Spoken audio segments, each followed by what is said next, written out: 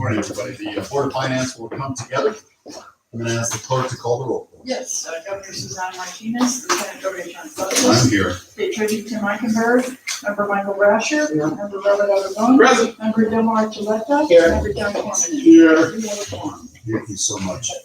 Before I go to item number 2, which is the approval agenda, let me recognize, please proceed, please, but I think you have some changes. I do, Lieutenant Governor, members of the board, I have 2 revisions to the agenda. So please move item 18, approval of the senior severance tax note, after item, or before item 15, after the consent agenda. Okay. And item 19 is removed from the agenda. We do not need to amend the resolution that was issued last month. And would you repeat that, Donna, for me, please? You want to have item number 18 after item number 15? After 14. After 14. Or 15, right after the Gotcha. bond council has to leave. And then item 19 to be removed because we did not need to amend the resolution that was approved last month. All right, very well. Does anybody have any questions or comments about the revisions to the agenda? Hearing none, then with that, can I get a motion to approve today's? We have a motion to approve. Do I have a second? Second. All those in favor signify by saying aye. Aye. Those opposed, motion passes. Let me make an announcement. This is the next regular meeting will be tentatively set for Wednesday, January the 16th of 2019, which means none of us, for the most part, will be here. So, well, let's go ahead and move on to the consent agenda. And Mr. President, Governor, if I may, before we get started. Good morning, Mr. Chair. Hi, Mr. Eichenberg, it's Michelle. I'm just bringing you into the meeting. Can you hear us? Yes, I can hear you fine, thank you. Very good. So we have Member Eichenberg who is joining us via telephone. The clerk will note that. Mr. Treasurer, welcome. Yeah. And on personal privilege, Governor, if I may, as this is our last meeting, and other than the elected officials, I know I'm the longest serving member, I would just like to take a moment to express my absolute gratitude to our staff. The DFA has been nothing short of extraordinary during my 8 years on the board. But more compelling than that, Mr. Governor, soon to be Ambassador Sanchez, I hope and trust.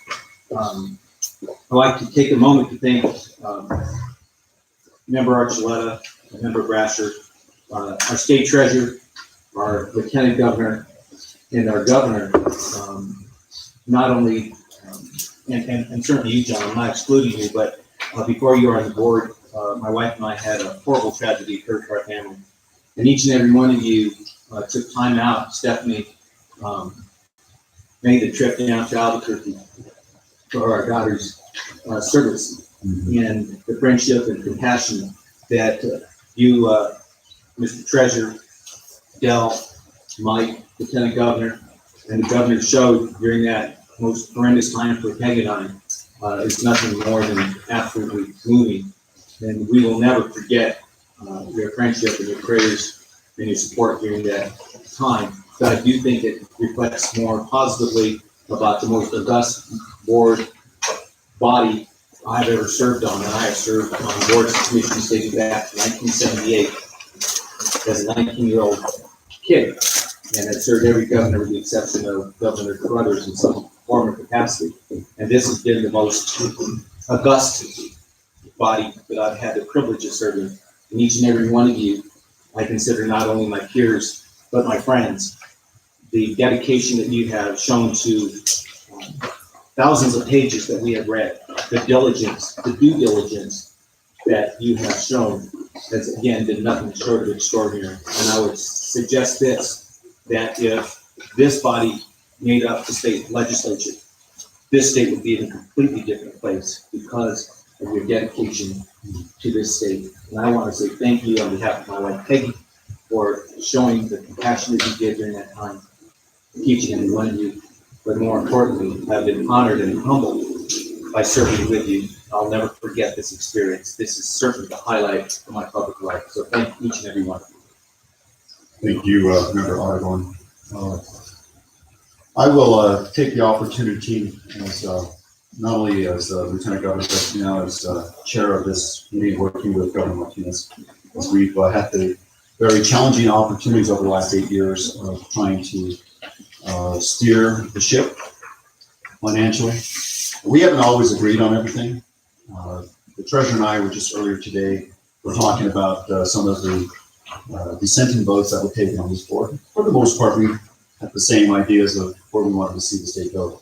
But even in the times of disagreement, what reminded me of serving on this board as it did as I presided over the state senate for 8 years was the fact that no matter what went on around this table, as went on in the chambers of the New Mexico State Senate, we would all walk out of here and know that we tried to do the right thing. And the idea that we could agree to disagree, and the fact that we could all be statesmen and stateswomen, really, I think more than anything else, ambassadors of what we were called to do, I think is a testament to the quality of what this board and what was made of it. And not just the board, but I would echo as well, and second, what Member Ogden said about the staff.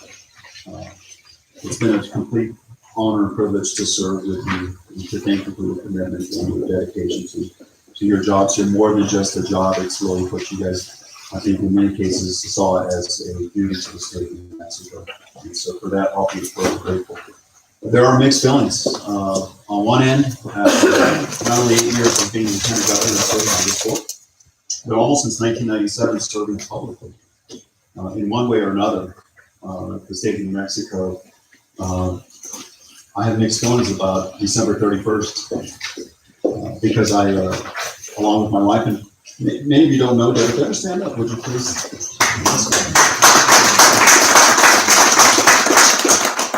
Deborah has been there all along from day one, and so we're very anxious to kind of rest a little bit.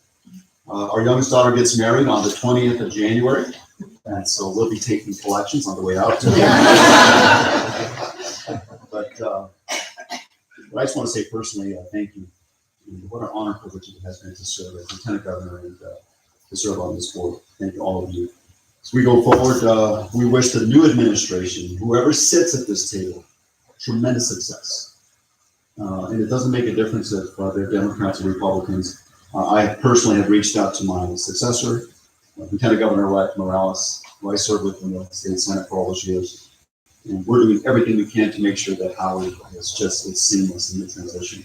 And we wish him well, and Governor-elect Johan Gershon, we want her to be successful. What's good for the administration and good is good for New Mexico. And if we, and I've said it 100 times. I've said it on television and the newspaper, and I've said it publicly. You know, I'm a really good conservative. I'm a great Republican, but I've always fashioned myself to be a better Mexican. And, if we can all reach that, and I think we've done that on this board, I think the future of our state is bright. So, again, thank you so much. God bless you all. What an honor it's to be here. Any other personal notes before we get into the agenda? Yes. Well, I'm not going to repeat everything that you two stated so eloquently. I want to thank the governor for having confidence in me to appoint me in the middle of her first term. And I have to say that I've served on a lot of boards, and I agree with the member Aragon. I don't think I've ever served on a board that I've enjoyed more. I think I can assure the public that everyone on this board works hard to make sure they understand the agenda, that they understand every item, and then pursues that in a just very professional and steadfast way. And so I have tremendous respect for all of you. I have to say I thoroughly enjoyed this, and I think part of the reason is, the staff does a tremendous job of really taking seriously everything on behalf of all of the local governments, the universities, everyone that has to deal with this board to really do the best job they can from the paradigm of both people that submit as well as the state of New Mexico and the public's mind. And so I have to tell you that it's been a true pleasure for me. And I agree with you, Robert. To me, I've gained new, better friends, and that's the way I feel from life. A term may end, but friendship never will.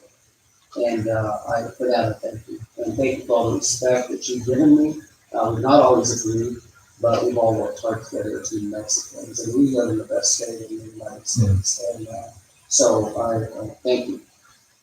Member Cormier. Well, I'd just like to, first of all, thank the governor, and Lieutenant Governor, the governor for appointing me. And I just want to say that the breadth of responsibility that our board has been delegated to by the legislature and the governor is so extensive that, I mean, we've dealt with capital outlay, with bonding, with emergency funds, we've dealt with kids, and we dealt with an extensive array of issues that have been critical to the state. And I think we've done our due diligence, and I'm proud to have been part of the board. Thank you, sir. Yes, Member Burke. Well, I actually want to say thank you to everyone, to all the board members. Thank you for your work, and thank you to the staff. I think you all have done a very nice job. You've been very helpful. And I think we've come to the meeting revision as well for informed about some of the issues that we're going to be facing during the year. So my thanks to the staff and my thanks to the board members for serving with us, and certainly thanks to the governor. Thank you very much for all you've done. I think it's a direct result of some of the work that we've done here today. I think that we've made a difference in the state, and I think the state is a little bit better today than when we came here. I think that we feel for generations to come. I think it's getting a positive impact on the state in the next 20 years. I would like to introduce my wife, Joyce.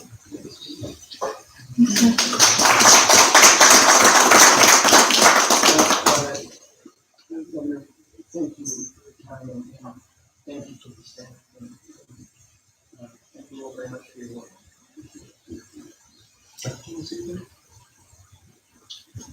Well, very good. Well, with that in mind, we're going to go ahead and get on with the business of why we're here today. So we're going to move on to the consent agenda. Let me go to Donna first. Senate Governor, members of the board, the following items are on the consent agenda. Action item number 3, approval of the minutes for the November 20th, 2018 regular meeting. Action item number 4, approval of State Board of Finance 2019 meeting schedule. Action item number 5, New Mexico Mortgage Finance Authority requests approval for carry forward allocation of private activity volume capacity in the amount of $9 million for the JLG New Mexico Central Portfolio Project. Action item number 6, New Mexico Mortgage Finance Authority requests approval for carry forward allocation of private activity bond volume capacity in the amount of $9,650,000 for the JLG New Mexico North Portfolio Project. Action item number 7, New Mexico Mortgage Finance Authority requests approval for carry forward allocation of private activity volume capacity in the amount of $9 million for the JLG New Mexico South Portfolio Project. Action item number 8, private activity bond subcommittee recommendation and allocations for the 2018 carry forward. Action item number 9, private activity bond subcommittee recommendation and allocation of calendar year 2019 private activity bond capacity category reservations. Action item number 10, Carlsbad Municipal Schools requests approval of the donation of real property known as Jed Howard Loop, located at Ocotillo Elementary School in Carlsbad to the city of Carlsbad. There is no consideration. Approval is contingent upon director's receipt and council review of 1, revised form of quitclaim deed, and 2, the fully executed amended donation agreement containing revised legal description of the property. Action item number 11, Catherine County requests approval of the transfer of 2 parcels of real property known as the Main Fire Station and the Lower Frisco Substation of Rancho Grande Fire District, located in Catherine County, to the Village of Reserve. There's no consideration. This approval is contingent upon director's receipt and council review of 1, the fully executed amended transfer agreement addressing the transfer of physical equipment, and 2, signed minutes from the March 8th, 2018 meeting. Action item number 12, State Armory Board requests approval of the sale of real property known as the Tucumcari Readiness Center, located at 120 South 11th Street in Tucumcari, to Masonland Community College for $1. Approval is contingent upon director's receipt and council review of 1, fully executed revised real estate agreement, 2, evidence of approval of the transaction by the Higher Education Department, and 3, the following resolution for Masonland Community College. Action item number 13, New Mexico State University, the Carlsbad campus, requests approval of the computer science building fire suppression system project in the amount of $750,000. And action item number 14, New Mexico State University requests approval of the campus-wide tunnel system repair project, phase 5, in the amount of $750,000. Thank you, Don. Let's go to the board. Do we have any questions or comments about the consent agenda? Yes, Member Ogden. If anyone from New Mexico State here, I really want to know what that tunnel is really used. Where does it go to and from? What's the purpose? Other than that, It should be used in the round. Let's get rid of all the hot air. venting, whatever it might be. Uh, Sure. I'm just curious, Well, sure, I remember, I got, and actually, I was thinking, oh, sorry. have you seen the tunnel? Oh, yes, sir. Okay. We've been in the tunnel, and we really wanted to, we timed it to come up here in December because my team wanted to say about all the elements, this is gonna be so, we enjoyed presenting with y'all for 10 years. I made New Mexico my home in 2009, and so I kind of coincided with this board. And I'm gonna retire in March, so this is my last meeting as well, so good luck to all of y'all. But the tunnel carries our utilities all over that campus. That's been the bane of my existence for the last 3 years. As you know, we've brought 3 or 4 projects up here. And we have a legislative request that's been fairly favorably received so far. We're hopeful we can knock out the rest of it. But this is the interim emergency phase to keep our utilities and lights on. Thank you, Devin. Sure.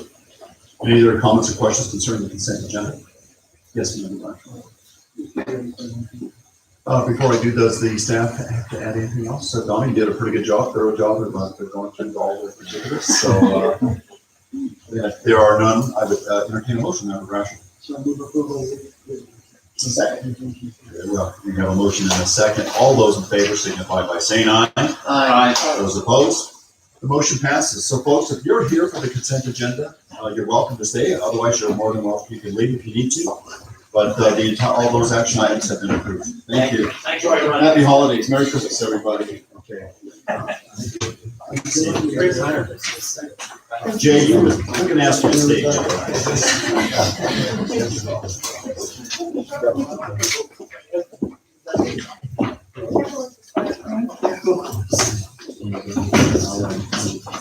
Very good. Let's go to item number 18 now on the agenda, which is the bonds and notes. It's an action item, it's approval of amending resolution, senior severance tax notes, series 28S-C. Good morning, folks. Good to have everybody here. Once you get situated, if you will go ahead for the record, introduce yourselves, and then proceed with your presentation. Mr. Governor, members of the board, my name is Jill Sweet. I'm Howard. I have with me Ms. Kowalski, Parker Shankin, and Peter Helton. We're your co-bonds bond counsel team for Howard and to law. So we brief presentation like thank each and every one of you for the opportunity to serve the community. Serve our great state and appreciate it. You have before you this morning approval of the amending resolution for the senior severance tax rates. The purpose of which is to add some additional projects to the note that will be closing at the end of this year. And I will turn it over to Mr. Colasco to say a few words and walk you through the resolution. You will recall that we passed the resolution at the last meeting with the understanding that we may come forward for an amendment to make sure that this project is complete and we're ready to get going. Very good. Mr. Governor, members of the board, as Ms. Sweeney said, we have before you the amending resolution for the Series 2018 SC severance tax note and the maximum principal amount of the note. Just right off the bat, I'll let you know that we did complete our project reviews for all of the projects that were remaining on the authorized but unissued list and installed balances list. And thankfully, we were able to get most of the projects funded through this issue. So it'll only be a handful of projects remaining, waiting for funding in a future issuance cycle. The total amount of the projects you can see at page A7, which is at the end of Exhibit A, came to $17,782,296. This will be the amount of the note that gets issued on December 27th.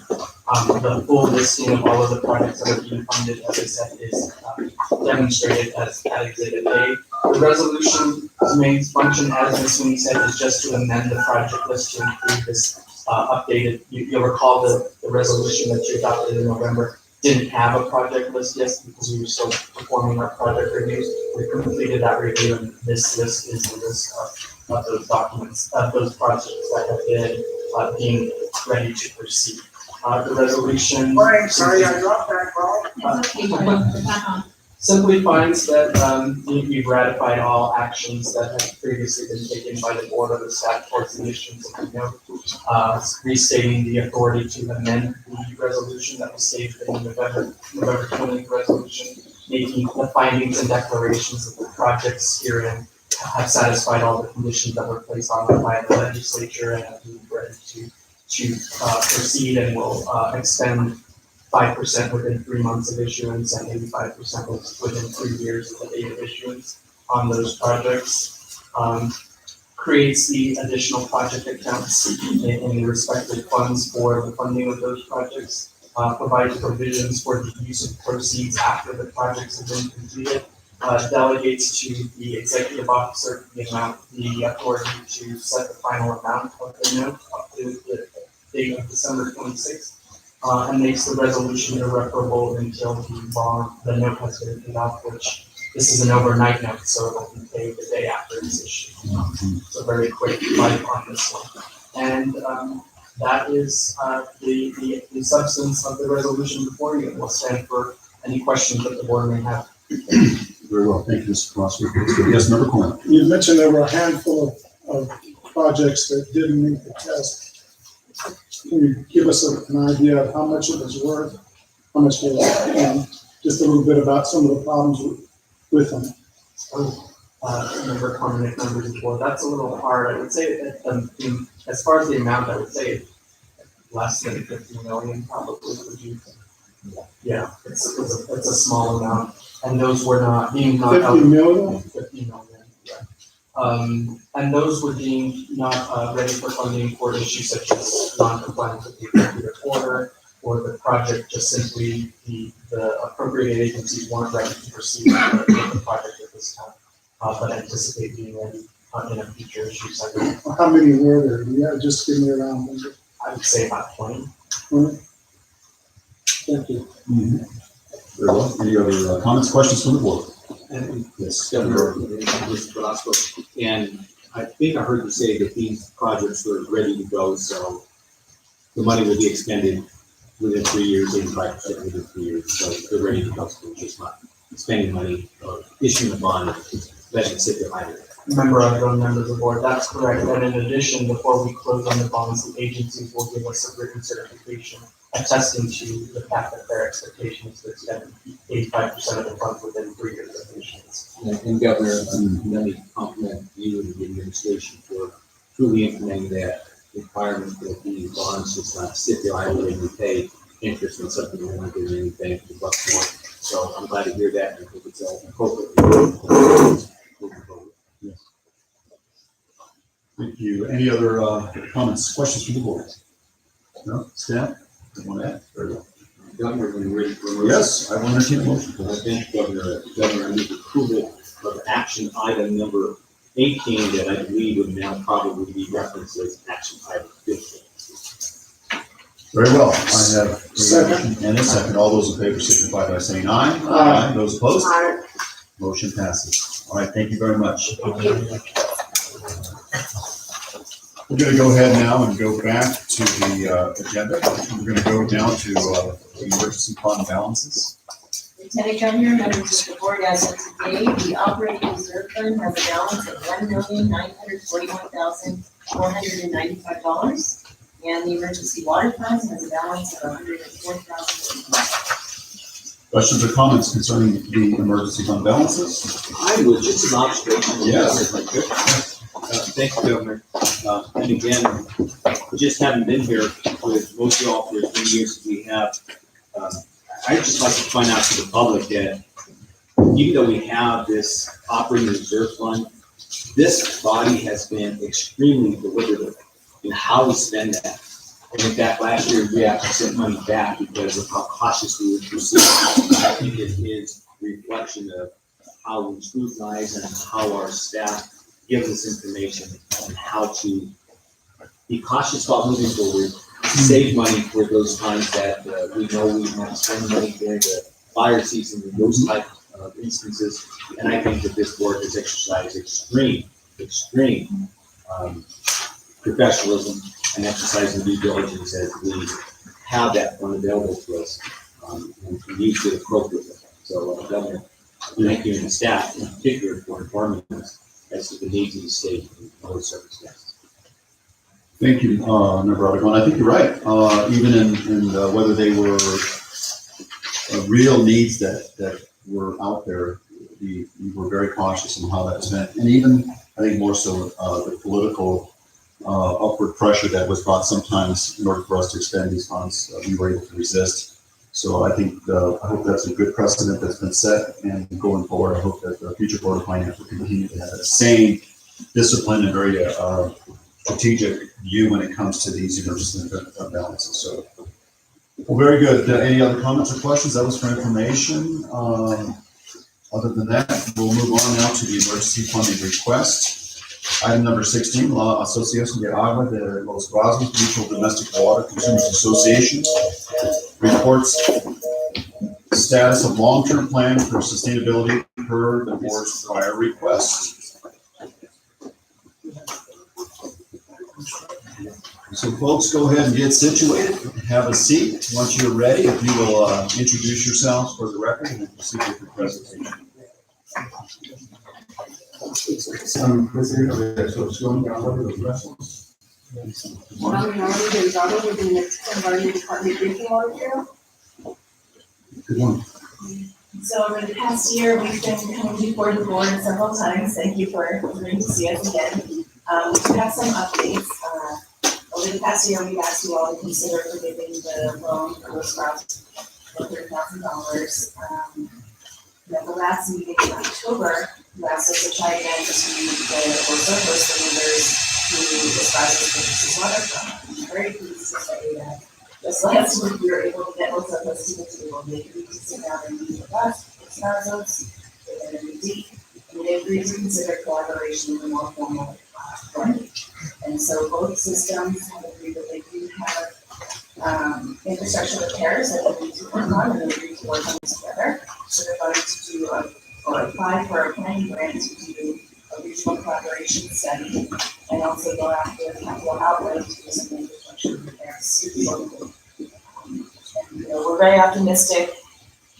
After this meeting, this is the first time that we're able to get Sbof to come to the table in many years. And so I hope that the board is pleased to hear that as well.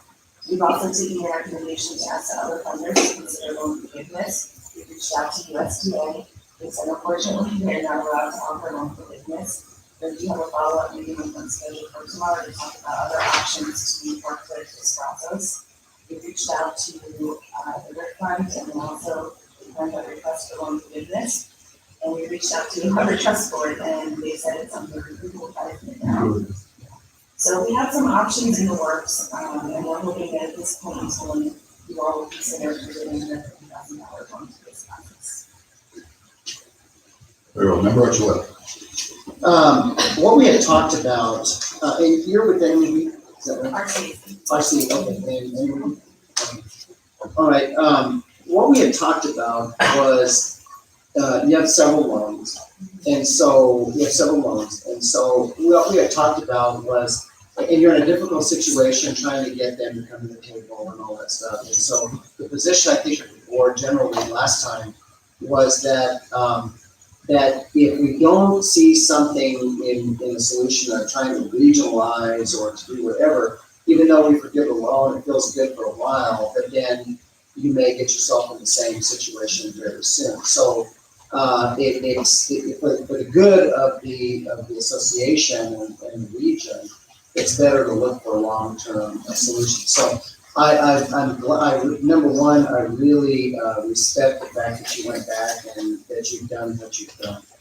And because I know that those situations can be very tough. By the way, your area is beautiful.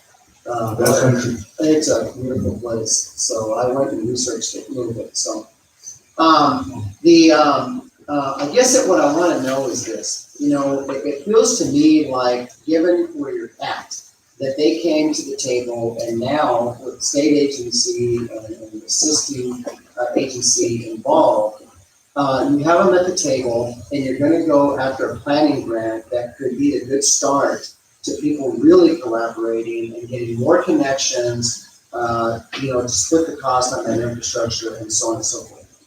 If we were to make, it feels like, the right deal is to wait and see what happens a little bit to then forgive a loan, because the payments aren't being made anyway. But if we were to grant, I'm asking for me, I'm not representing anybody else, but if we were to grant the loan forgiveness today, what assurance can you give me that's fairly solid that this is going to continue, that the collaboration is going to continue? Well, I think at this point, the only assurance I can make is that our CNC and NRG will continue to work with the systems in the area and try and bring them to the table. I can't be Francis or Sbof because I don't represent that system. Right. But I can say that it is a positive first step that their entire board of teams were meeting last week, and the community members were there, and then in favor of working together because they're facing the same challenges, and so we're trying to shift the perspective.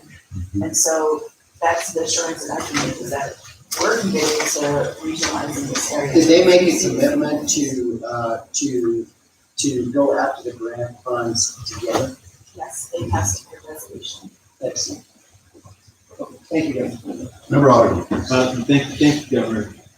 And I'm not sure to whom to address this suggestion, but about 20 years ago in Bernalillo County, we had multiple water systems in the city of Albuquerque County. And legislation was introduced, and I think the governor was in the legislature at that time, or just before the governor was elected to the House of Representatives.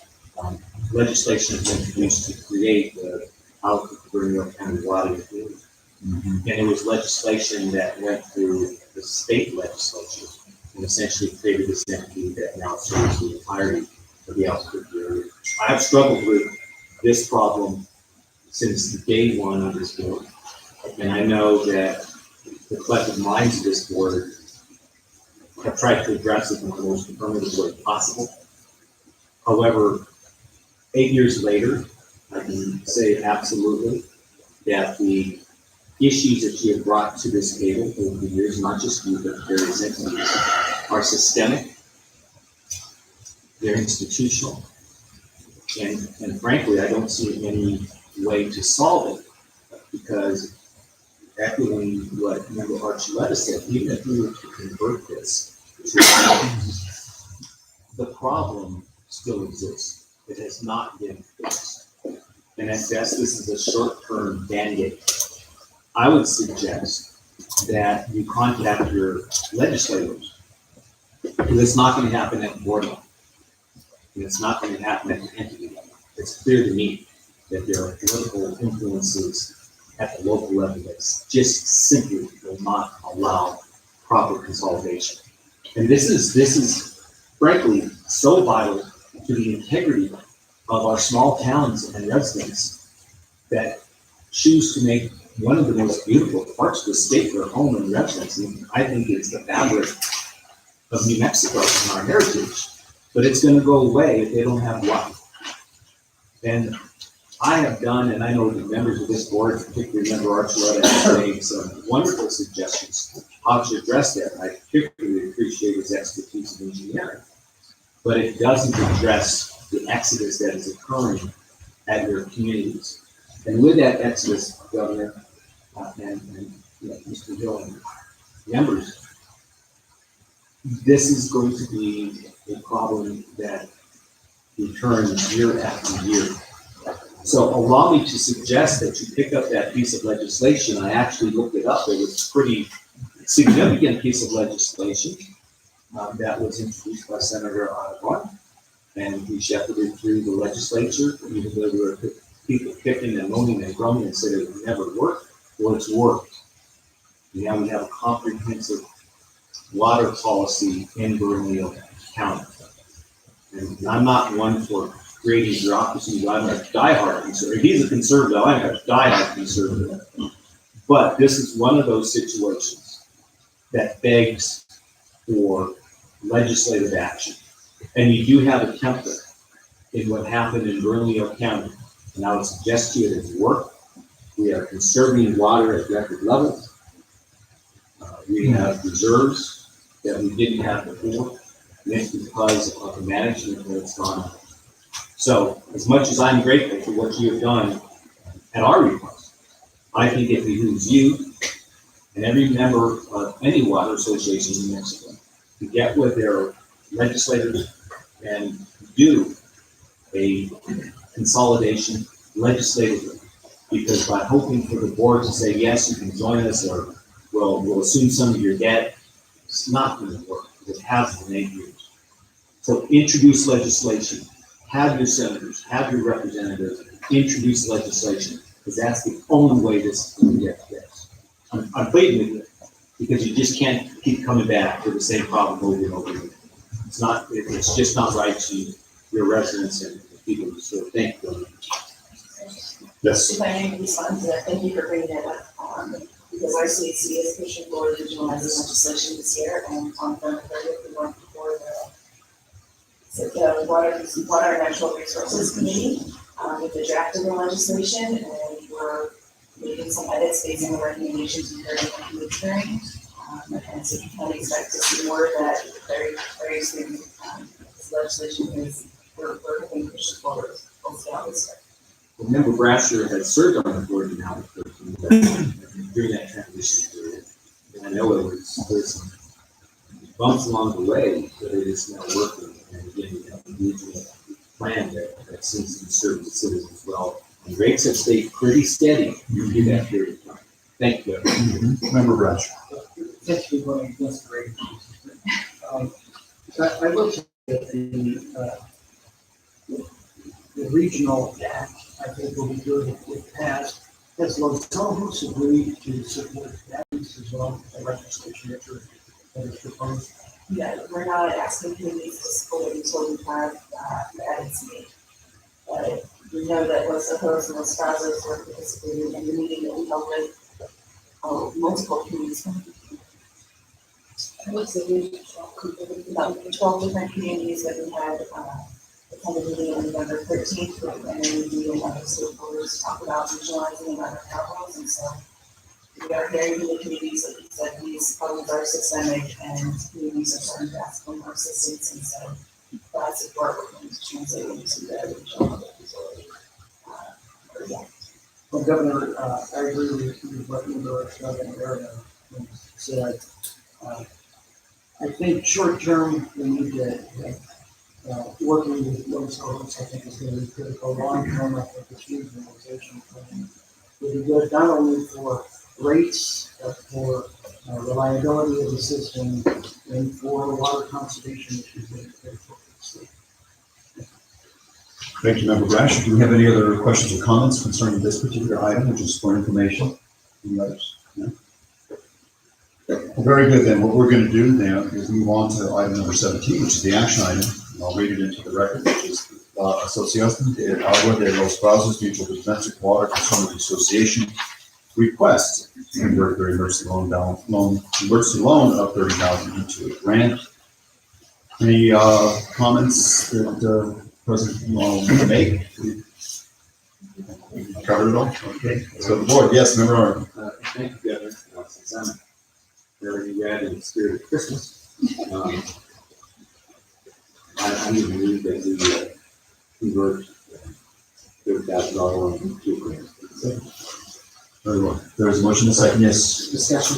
I wonder if you would consider requiring that they file a report and come back to this board with the progress that they're making with regard to the region.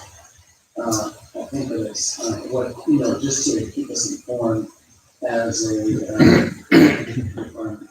And I don't have any quarrels with that. Hopefully there'll be legislation introduced by that time. Right. And- Maybe in yeah. 6 months, just to give us a progress report where you all activity and your activity.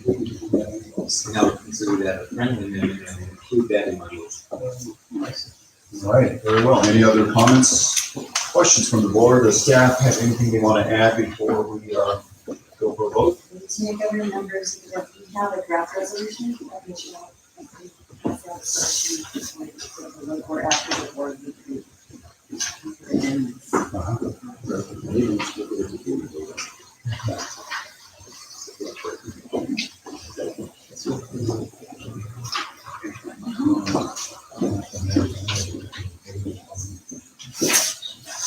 Does board want to take a look at this draft before we just stand in place for a moment while we review the draft resolution?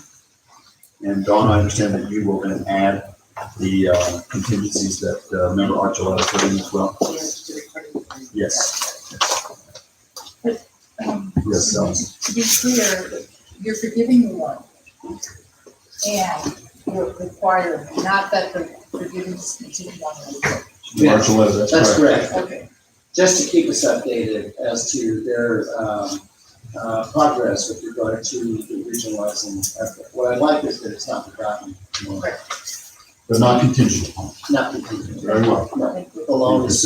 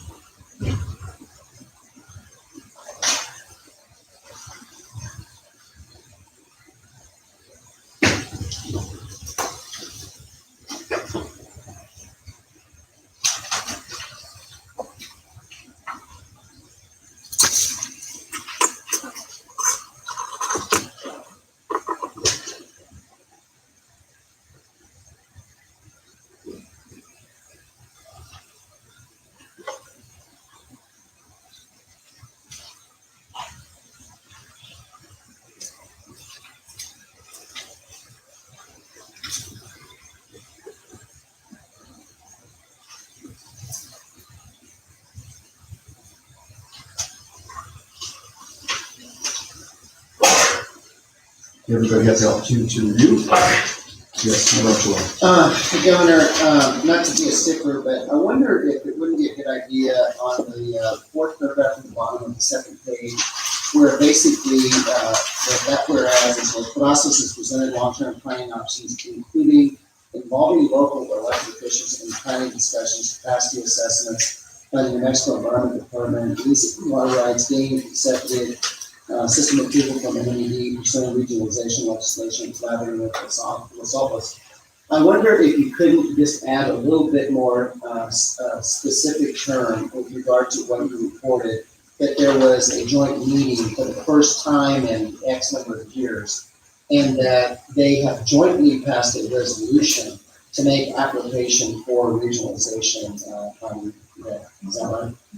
Whatever the right terminology is, just to provide that detail, because that forms the basis for my decision to forgive the grant versus makes it a little bit more specific, but based on that.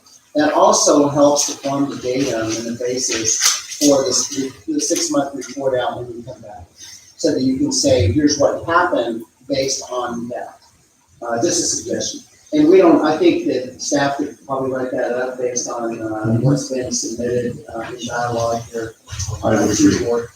Donna, you good I'm with that? in cooperation with that, Sally? just so that it's precise and accurate. Hey, y'all good with that? I'm good with that. Very, very good. Well, very good then, with all of those in mind, and the staff, I believe, has reported that. Thank you, Member Archuleta, for your input. Unlike the Congress, we like to read before we vote on legislation. Or at least the exception. Very well. All those in favor signify by saying aye. Aye. Those opposed, motion passes. Thank you very much. Thank you. Merry Christmas. Happy holidays, okay? All right. All right, we're going back on the agenda. I believe we're going to item number 20. Is that right, Donna? Yes. It's an action item. Presentation of fiscal year 2018 annual financial information filing. Good morning, folks. How are you? Good morning, Kindergarten Burger from Keith Rock. Good morning, Noel Grady. Good morning. Go ahead and proceed, please. Thank you. We are pleased to be with you this morning. Before I went to law school, I was a reporter, and Noel was a book editor. So this project is particularly well suited for those two skill sets because we are presenting today our draft of our annual financial information filing. We'll make the final filing in January when it is required under our continuing disclosure agreements that are executed in conjunction with our bond issue. In a big picture, this is our statement to the financial markets. And in a lot of ways, on your last meeting, this is really the organization of the state. And this was in telling the markets, this is where we are. So there's a series of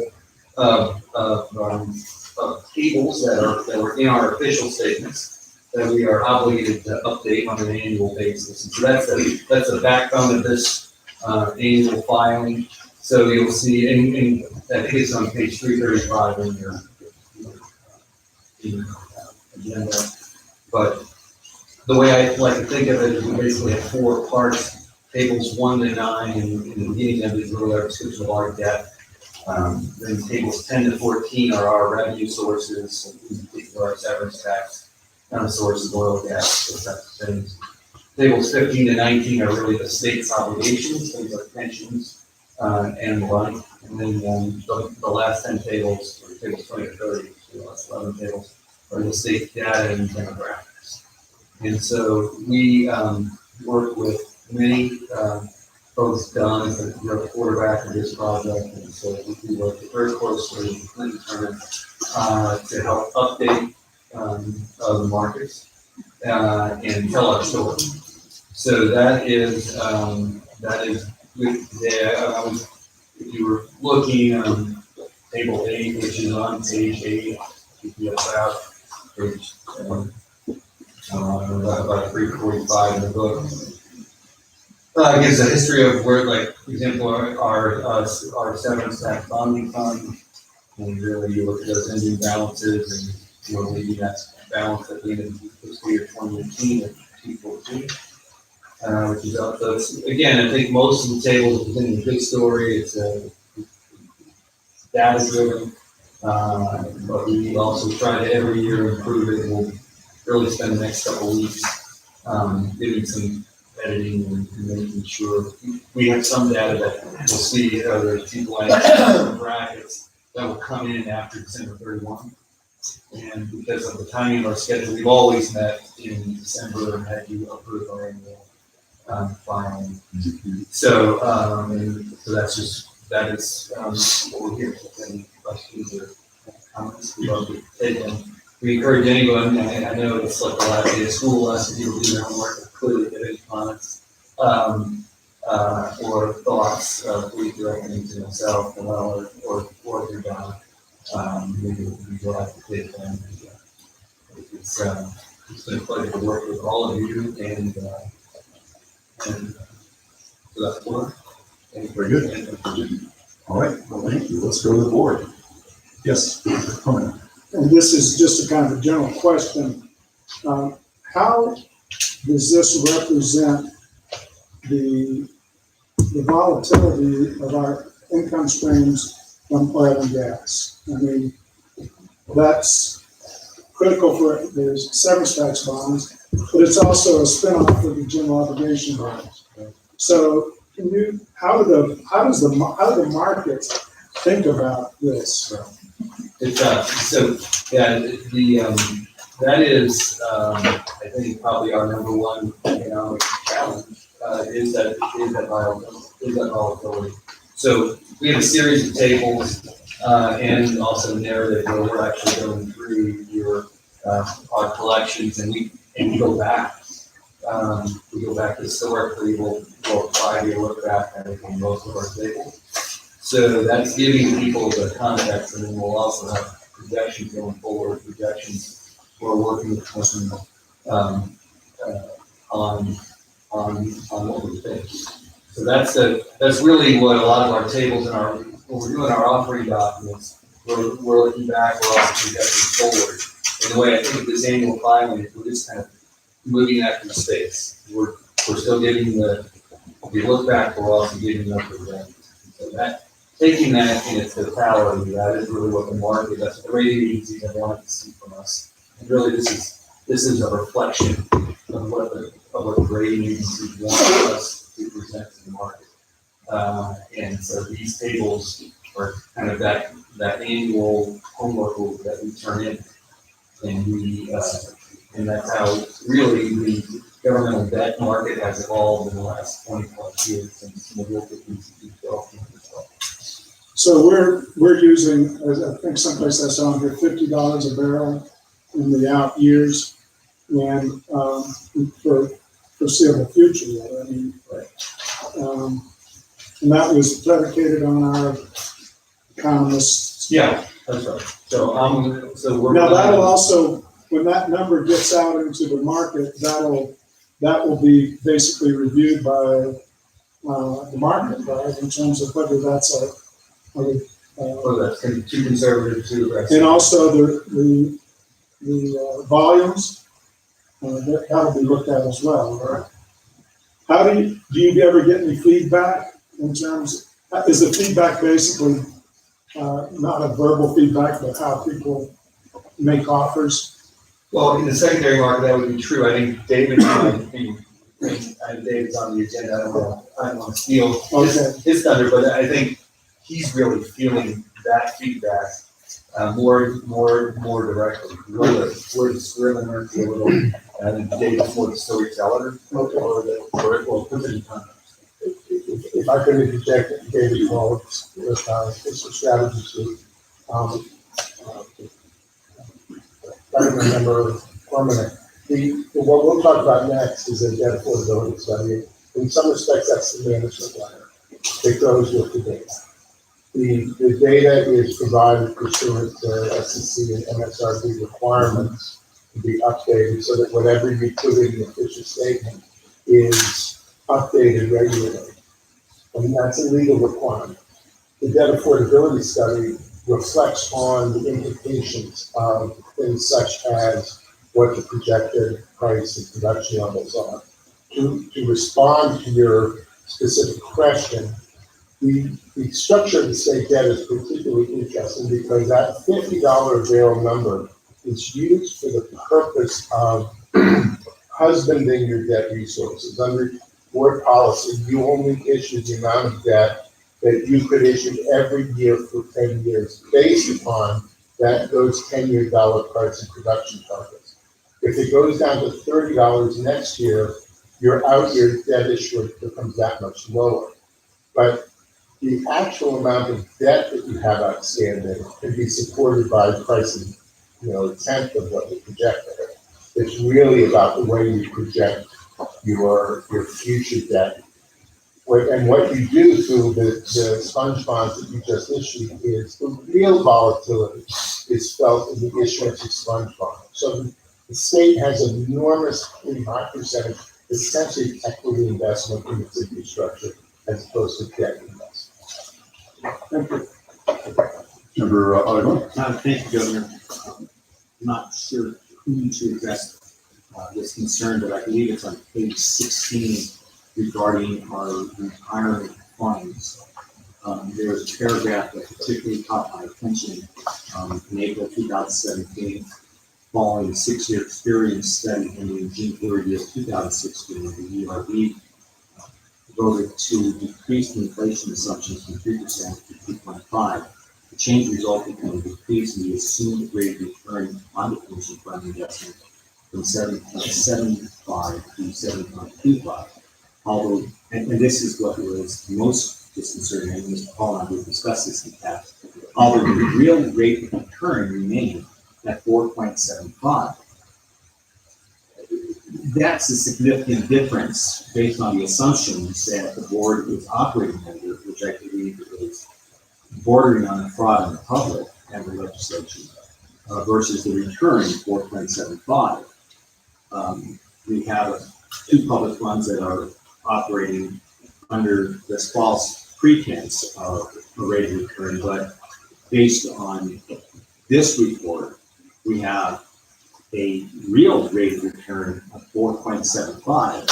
So my first question is then, what is the difference based on that assumption versus what the real rate of return is in terms of actual dollars that we are falling short of, if those are the assumptions based on real rate of return? Frankly, if this was a private enterprise, the members of the board would be sent to prison based on this. So how do we become more transparent and more telling to the public as well as those people in the markets that we're assuming this, but in the real world it's this, and we're falling short every year. And what is that real number? And don't we have an obligation to at least disclose what those real numbers are? Take a crack at that. So Governor Member Aragon, yes, we have talked about this, and we'll talk about it further in the next agenda item.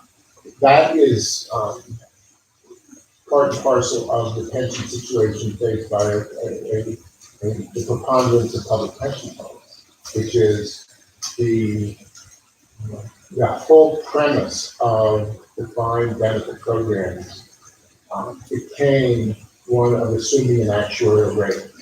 And for decades, the actuaries looked at long-term stock and bond, blended stock and bond yields. And, at first for a long time it was 8%, and this is back when small cap was viewed as returning 12%, and large cap 8%, and bond 6%. None of those are currently, valid.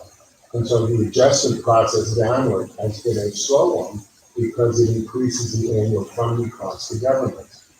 What Moody's did, and GASB also did, is that they required that those assumptions be reevaluated. Moody's now recasts.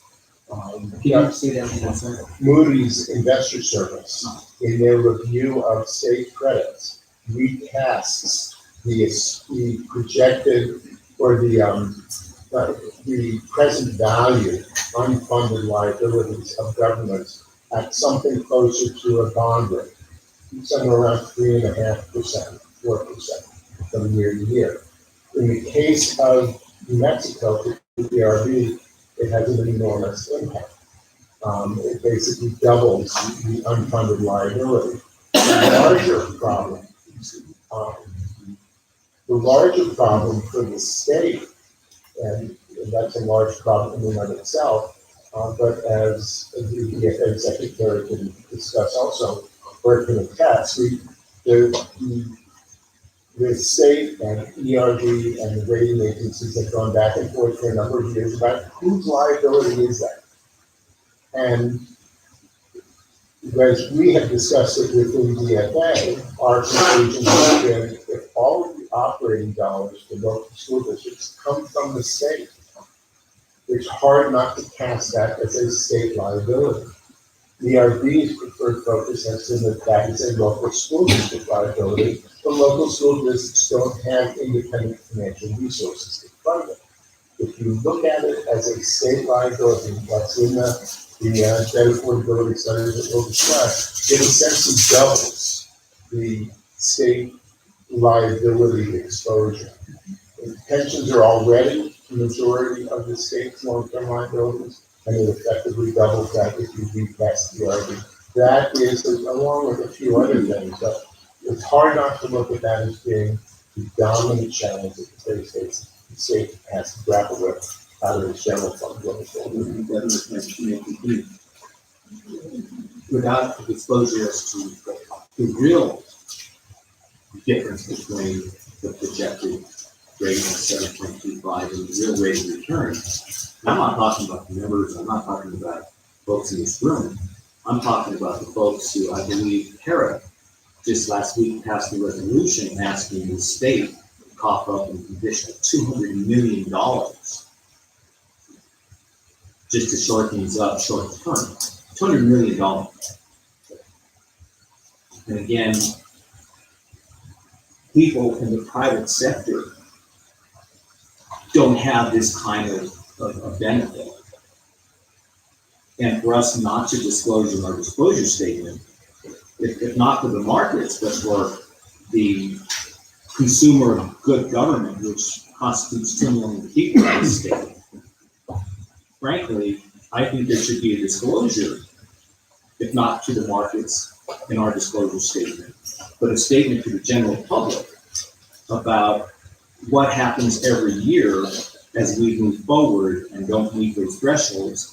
And yet, based on our Constitution, I know what the public employees are saying. They're saying that we are constitutionally obligated because we can't do a taking. Well, we're not taking from them because they've already put that money in, at least my position. You're taking from an unborn generation who's going to be obligated by the promises of 2 big politicians trying to gain the support of public employee unions. And it's a sleight of hand. And frankly, it's insulting to maybe not the public employee, but to the taxpayers and those unborn children who are going to be stuck with this because our politicians refuse to do what is necessary, and we don't have a disclosure in here demonstrating on a year-to-year basis what we're getting stuck with. Because if you go down just a couple of more, Well, yeah, go ahead. 16. Yeah. Right, so, And you can so table 16 is really your table there on the bottom of page 18 of the. But you'll see that under GASB 67, we've shown when the net pension liability of ERB when it's up to $11 billion from $5 billion in 2015. that's right. And Governor, if I may, can direct everyone's attention to table 15, which is a compelling story as well. That's on page 17. Yes, Of the report. 354 Or 354, but if we look at the contributions of the taxpayers, they say employer. And that's a nice way to divert the attention from who's really getting stuck with this. The employer happens to be public entities. The public entities happen to be taxpayers. That's how I checked. Don't you agree? I'm sorry. Don't you agree? I mean, when I talk about employers, that is really taxpayers. So maybe we should change that to reflect the reality of what's really going on here. And that is the taxpayers. The taxpayers just take the $20,000 or less. The member rate is 7.9%, but the taxpayer is 12.4%. And it doesn't end there.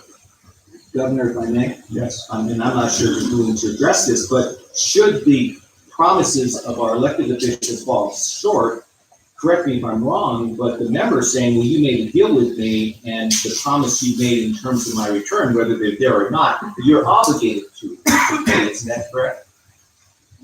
That's their position for sure. Yeah.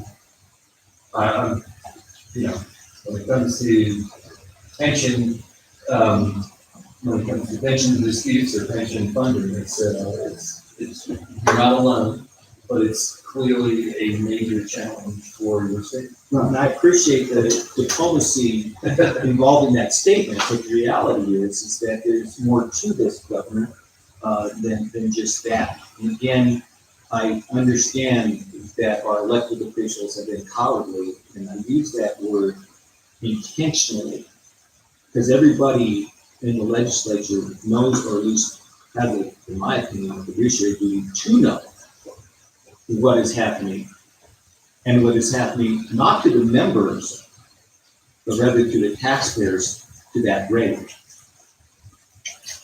And as we go to table 16, as you indicated, it tells an additional story of increasing debt that is not being affirmatively addressed, that again will be, put on the backs of unborn children at this point, because their obligation begins today.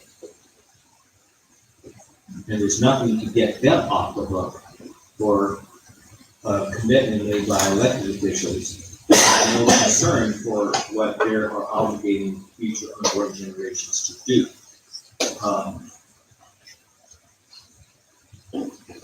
So, in terms of disclosure, I understand what the intent of this disclosure is, to serve the markets. But I also believe that this disclosure is to inform the general public as to the scam that is going on. And again, I use that word intentionally, the scam that is being perpetrated on our taxpayers, because we play with words like employer rather than taxpayer. We play with contractual obligations rather than political deals that are being made. In fact, they are, to the tune of probably in excess of about $100 billion to do all the different things. With a state that has 2 million people, and a Census Bureau who's saying that we're going to be stuck with 2 million people until at least 2040.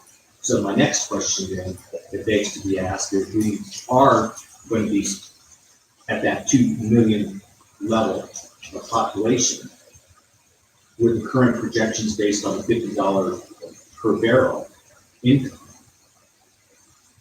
how is it possible to close that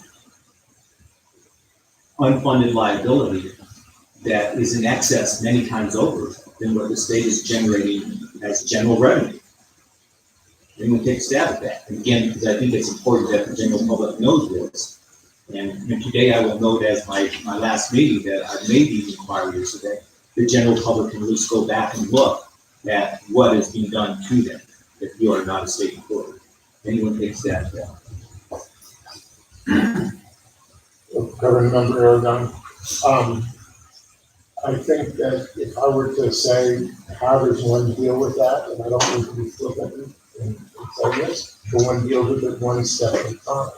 And I point to California as an example for this, where they passed pension reform legislation, and people were upset with Jerry Brown because they couldn't fix the problem. And his answer was, you have to do these things one step at a time because they're really difficult problems. So you have to go a third of the way, because if you try to go 100 all the way in one bite, you're not going to get the legislative support. So you're correct that the obstacle you're dealing with is that in the political environment, there are a lot of people who don't see it in their near-term political interests to act the way you want it to act. So, Governor, and again, I'm not sure to address this call or whoever.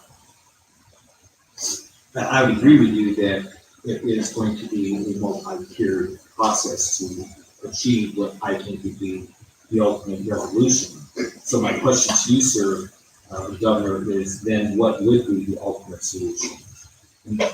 Going from step nothing to where we're at right now to the ultimate solution that needs to be addressed by this state. What would that ultimate solution be in your expertise and knowledge of this next?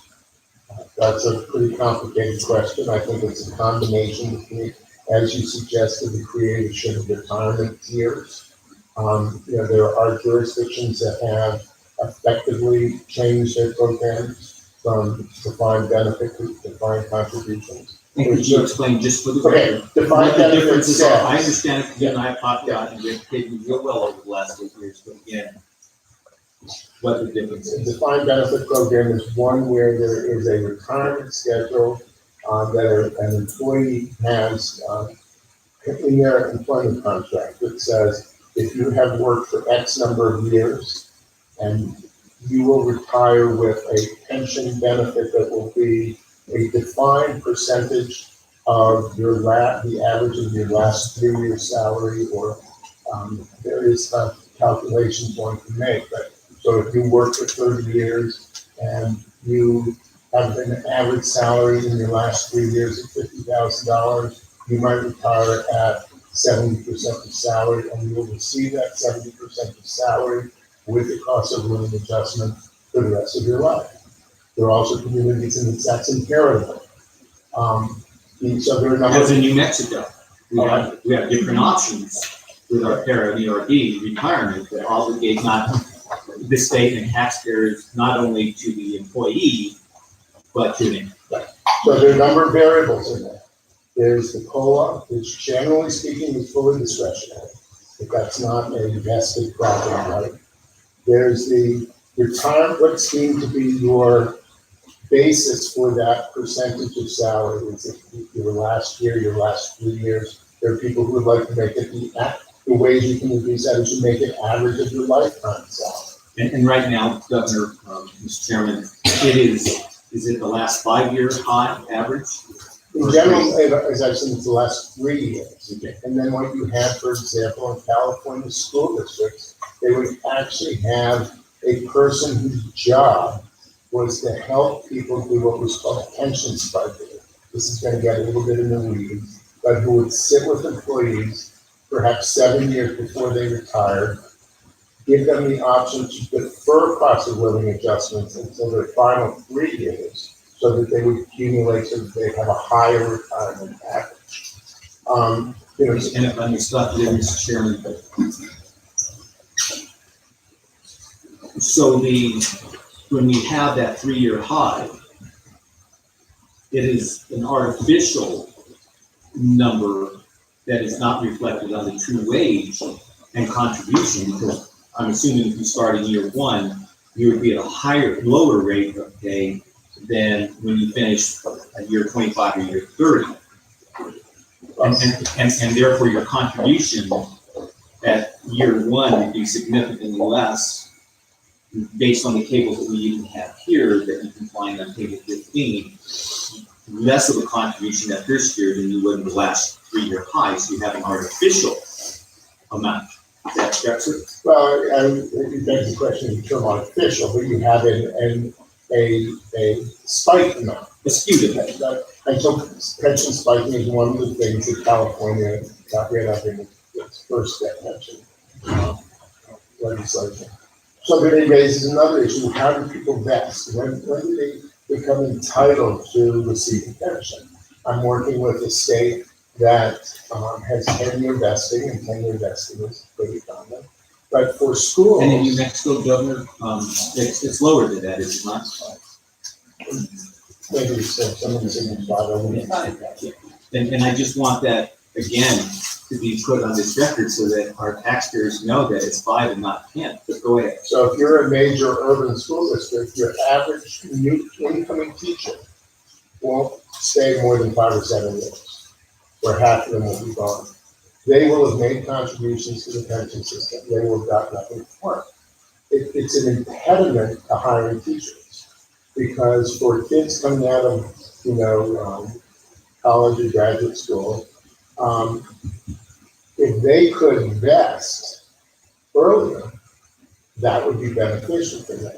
When that's something that, if you're negotiating with a teachers union that is dominated by older teachers, they tend to oppose. From a management standpoint, for the ability to hire teachers, particularly hiring teachers in rural communities, that could be significantly important. My point simply is that there are a lot of variables in developing a recast, kind of up-to-date pension system. One can argue for teachers, for example, that creating a significant incentive for somebody to stay in the classroom when they have, become exhausted from teaching, from a public policy standpoint, is a bad idea. It probably would be better for somebody to take 5 years off if they want to come back to teaching, but not see themselves pay a huge financial penalty for doing that. My only point is to say there are an enormous number of variables that need to be looked at as one develops solutions for this. The point, and there's a graphic in the debt affordability study that shows the percentage of the state's long-term liabilities that are pension liabilities versus debt, and it's a pretty stunning comparison. It's 10 to 1, something like that. I'm going to take that number. It's somewhere around 10 to 1 of pension liabilities to debt liabilities. And one of the things that both MSRB and Moody's have done is basically said you need to be able to reflect that you need to be able to have a requirement to reflect that as a long-term liability. Specifically so the public understands, not that a lot of the public are reading public balance sheets, but so that there's data that can be written about in the press and other things that educate people on the nature of these liabilities and the risks that they constitute the long-term standards of living in the affected community. Thank you, Bob. And Governor, I just direct the board's attention to table 16, and thank you for making it explicitly clear. 2014, $5.7 billion. 2018, $11.89 billion. This is significant and unsustainable with a population of 2 million people. To fund this, and again, I appreciate what purpose this serves in terms of those people in the market who look at our bonds. But more compelling than that is what it does to the taxpayers and the other people who are going to be strapped. And this is just ERB. This is not Carroll. And when you combine the two, we're in excess, I believe, of $20 billion of unfunded liability. $20 billion with a state of 2 million people. I don't know again if it's appropriate and probably to have in bold print, taxpayers, this is what you're stuck with. Because ultimately, yes, the market needs to know this, and it's impacting our bond rating, but more importantly, it's going to impact the quality of life for those people who decide to stay in the extra with this type of obligation moving forward. I think the level of dishonesty that has been perpetrated on the taxpayers is worthy of criminal investigations. In the private sector, they would be in prison, because I know the public people who are sitting in prison, they're essentially doing exactly what this proposed to do. Just a couple questions. One is, 5 years ago, there was an effort to basically adjust the benefits and the contributions for both ERA and ERB. Is that right?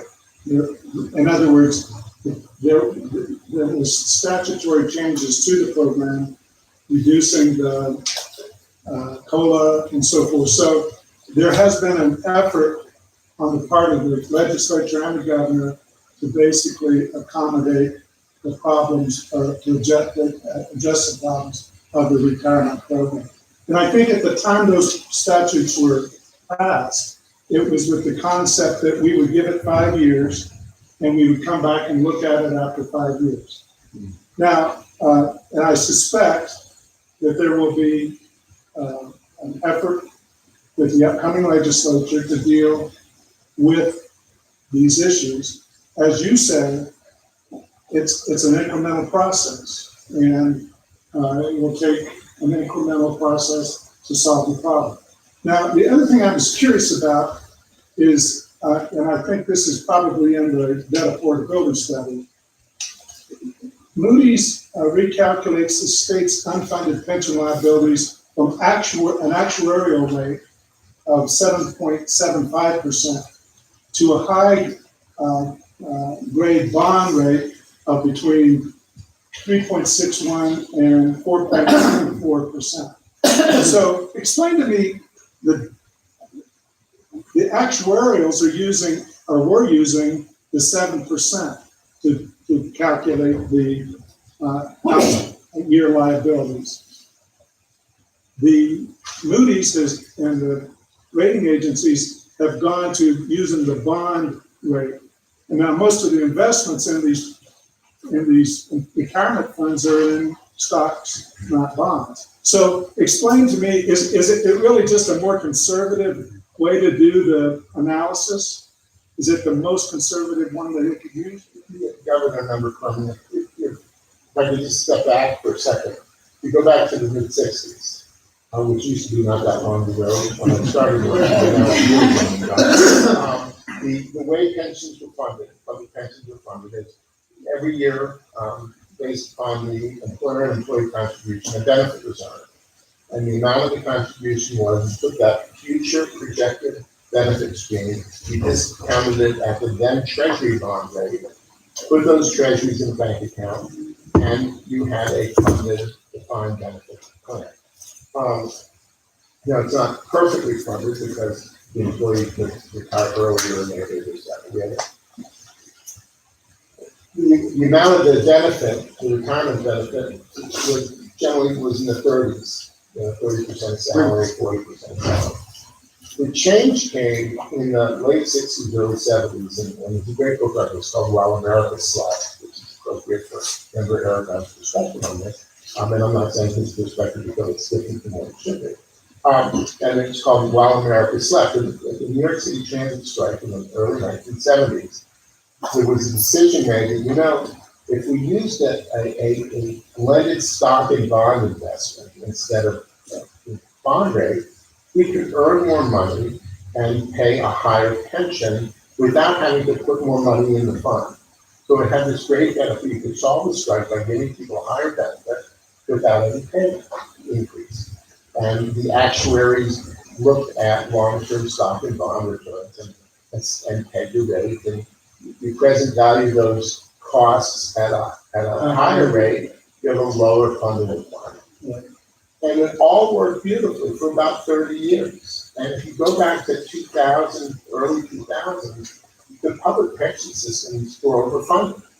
And they would have pension holidays, which was always a wonderful comment because, you thought about a margarita with a little, umbrella sticking in it, and everybody was having a good time. And pension holiday was a good array of, getting a benefit to people, in that year. Everything kind of came unglued, particularly in the 2008 financial crisis. Asset values, invested asset values were cut in half in some cases. The rate of growth slowed, the recovery took years. Even when the recovery occurred, you were really only getting back to where you had been 8 years earlier. And as you can imagine, when you lost that compounding, it takes forever to rebuild it. People started investing in derivatives, or most notably in alternative investments like hedge funds. The pension fund started taking on these more aggressive investments in order to. And of course, is what happens in investment. Hedge funds create a lot of money, but as a lot of people try to invest in them, that suppressed the return. So we've seen over the last 5 years that hedge funds have underperformed the S&P 500. So, what began as what people assumed would be a strategy to increase returns actually depressed returns. So this getting back to your original question, the first step that the legislature took, that the state took 5 years ago, was an appropriate first step. Probably the biggest impact of all of this stuff is the question of who bears the obligation for ERB, because it's the biggest number. And it's the one that getting past the political hurdle of people acknowledging that, we own it. You can't solve a problem until you own it. It's kind of where the city is stuck at now. Thank you. Member Brush? So just one question, Article 16, the dictionary retirement board funding ratio, under the column that pension liability, the SP 67, is objected to in 2016 and 2017 at $4 billion. Why did we have that jump to $11.90? I think that's I think that's the rule and that's the change. Yeah, I think The ASB 67 treatment. That's when they changed it. Oh, and if I may, Member Bradford, just to get the Berman expression, the Moody's basically needed to decrease the rate, and they needed something to put the peg in, and it's not that people are going to be investing in it, but they said, well, at least that's something that we can justify. But most of the returns are, I suspect, are higher than that. Yeah. I mean, because at least when I invest, I used to be getting more better return than that. As one can imagine, in the wake of the bankruptcy in Detroit, the realization that general obligation bonds are not actually general obligation bonds, but as people learned in the Detroit bankruptcy, they are the lowest credit, not the highest credit that the community has, based on, what happens in bankruptcy, because you don't have it. In New Mexico, you have a pledged bill letter. In the East Coast, you have bonds, you don't. And rating agencies who did not pay a terrible price, they may think they didn't pay an appropriately terrible price for how they treated derivatives going up to 2008 and the role that they played in that fiasco, are terrified of being the ones caught having understated the risks that these liabilities present to municipal bonds and municipal solvency. Sorry, remember that. It was just jump between. They actually implemented GASB 68 in 2014, but the jump is in between 2016 and 2017. But it's just that change, GASB change that accounts for Yeah, $4 billion. Member Branch, I believe that is the case. I've actually asked that question myself when I was at the table, that we got supplied. That's my understanding of it, that it was driven by that. May Member Brasher reflect, and I haven't seen those numbers specifically on the actual, it could also may reflect 5-year smoothing for the realization of losses dating back to the 2009 collapse. Because they don't, another change that was made was having people present market value as well as actuarial value, because actuarial value would smooth market returns over a 5-year period. And the result of that was after the collapse of 2008, 2009, people underreported what their losses were because they had the 5-year smoothing rule.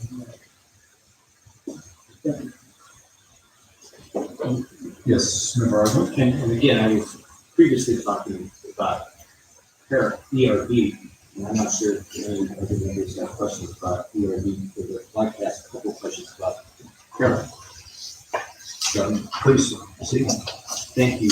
And if I could ask the members to refer to table 19 in particular, that is down on page 328 on the agenda. Despite House Bill 628 and House Bill and Senate Bill 27, if you look at the funding ratio of each of those entities, from para, judicial, magistrate, legislative, the unfunded liability, despite those reforms that we were talking about, taking steps to try to fix the problem.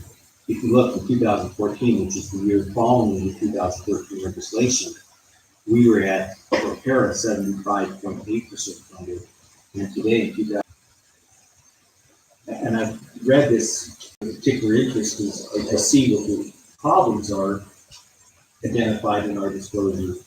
But I guess my question to Ms. Paul and anyone to answer this, despite those statutory changes, we've seen a decrease in the funded portion of para. Has it simply not worked legislation, both of those pieces of legislation?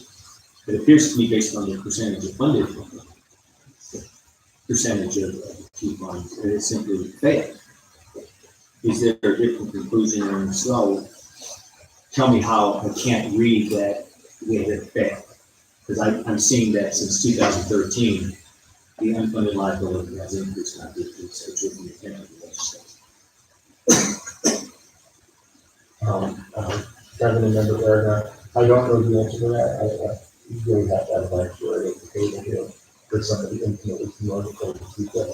Again, there are a lot of moving parts to those. It could be reflective of what the investment performance was over the time being, over those years. It also could be a question of whether it was market value versus smooth value in the denominator of that, or the numerator of that percent funded calculation.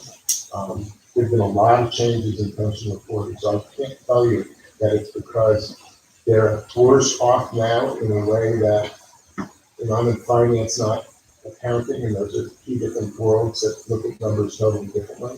The pension reporting is migrating towards a financial perspective that is fewer assumptions about the future and more, based on, cash value. But I can't answer that question.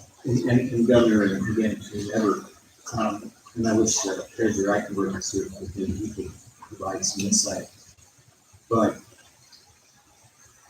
I'm looking at the time frame from 2014, and I know that Voltaire and EOD, they do participate in the market, they do participate in the stock market. And this is the same time, particularly since the Trump expansion of the stock market, it's gone up 7,000 points since he's been elected. And we still don't see, we still see this curve that is going negatively as opposed to positively, despite what I know some private funds, like one of my funds, just gone up astronomically as a result of this, and those people who have private funds will see their funds go up in ways that are almost historic as a result of what is happening in the economy. Why isn't that happening? Governor? To me, it's astonishing. It's just that we have more and more folks entering into the both PARA and ERD, and thus the drain on money is occurring at a greater rate. What is it? Because I've read this, particularly this section with interest, and I don't see an explanation. Governor, anyone? Yeah, I don't know, but this is, again, we're in the factual data and not in the analysis part. And that's really what we, and these para and ERB discussions are similar to what has been presented in our offering documents when we're selling bonds. That's what the markets wanted to see, expanded pension disclosed in the last 6 years.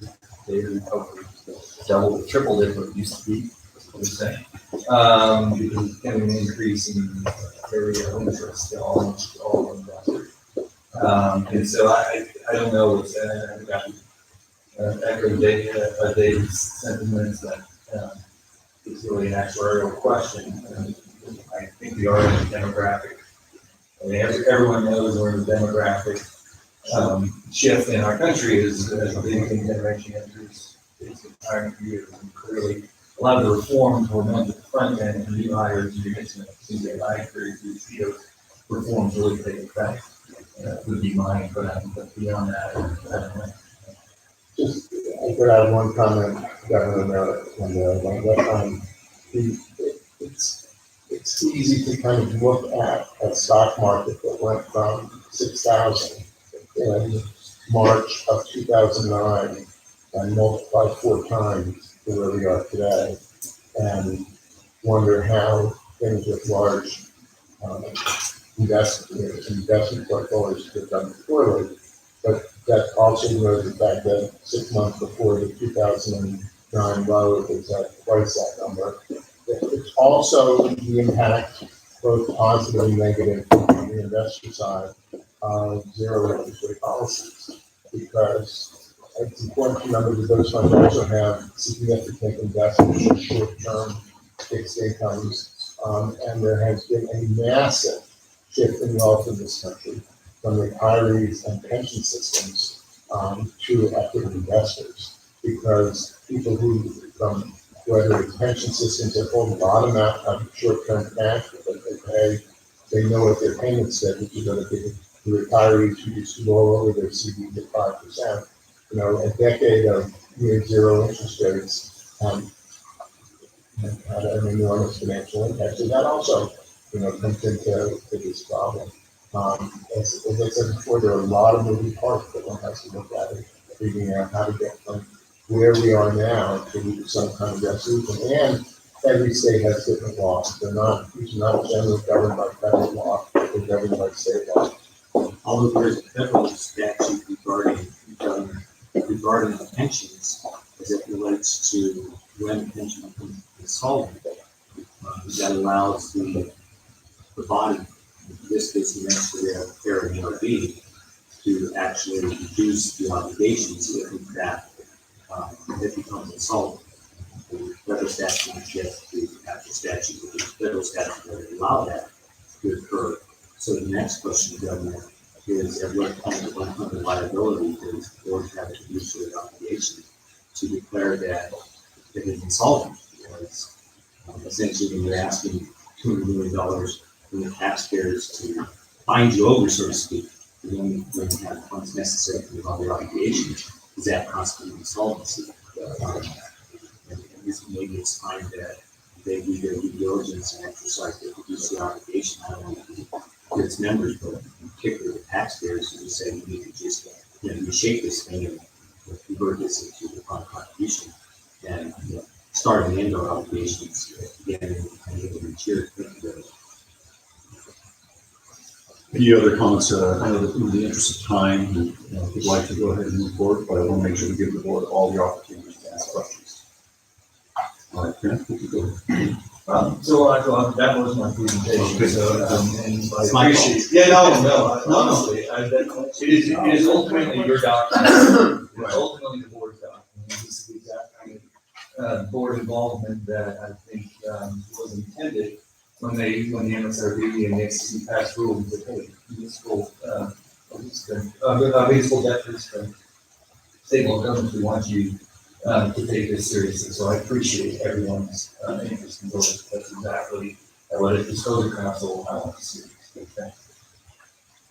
Very good. I'm just gonna- Just comment. Yes. On private boards, and I don't want to say which ones that I've done, this consumes a lot of the discourse also on private boards with regard to, how you treat this in terms of what's the proper funding and what discount rate is being used by the actuarial and, so on and so forth. Big discussion. Do we use current money? Do we, how much of that is just a shell game? How much of it, so on and so forth. And so lots of discourse like you just, questioning occurs in the private enterprise as well. I would just like to say before we call for the vote, we didn't really talk about it. I think we alluded to the ideas of demographics. I've had the opportunity to travel internationally. If you look at what's facing our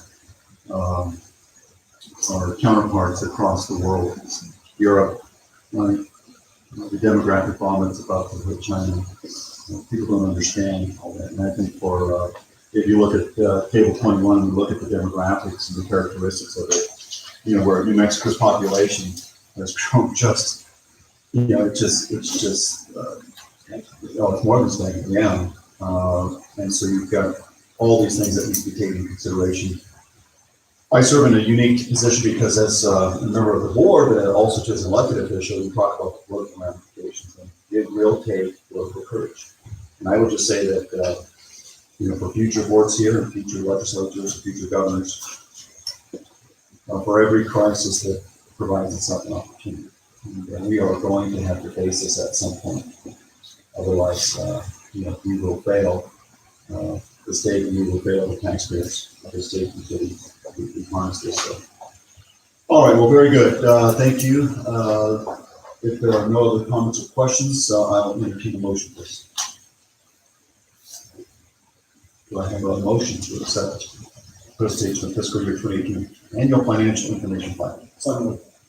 I have a motion and second. All those in favor signify by saying aye. Aye. Those opposed, motion passes. Thank you very much. All right. We're going to move on. Thank you, Chris. Item number 21, which is for information, the presentation of debt affordability study. Mr. Paul, please. Thank you very much, Governor, members of the board. And some of this we will cover, Right. but please interrupt me as you would like as I go forward. The debt affordability study is a subjective complement to the disclosure information that we just discussed. I mean, we haven't really discussed it, internally in that respect, but I think what we're as I listened to the discussion of how come certain issues aren't raised. The debt affordability is something that the rating agencies in particular look to see that a government is not doing what I can't remember Sanchez alluded to, Lieutenant Governor Sanchez alluded to earlier, at the federal level of issuing debt without regard to how you're going to repay it. And this is really about looking at your debt specifically with respect to how is it repaid, how are you going to be able to afford the debt that you're issuing. This study is issued annually by the DFA, and this presentation focuses on an overview of the state bonding programs, credit rating factors, other factors affecting kind of the general perspective of state liabilities, and then has a summary that includes both specifically with respect to the affordability of debt programs, which is what rating agencies are specifically asking for. But then we've tended to expand on that to highlight where the particular areas of state action are that are important for the long-term health of the state as a liability issuing entity.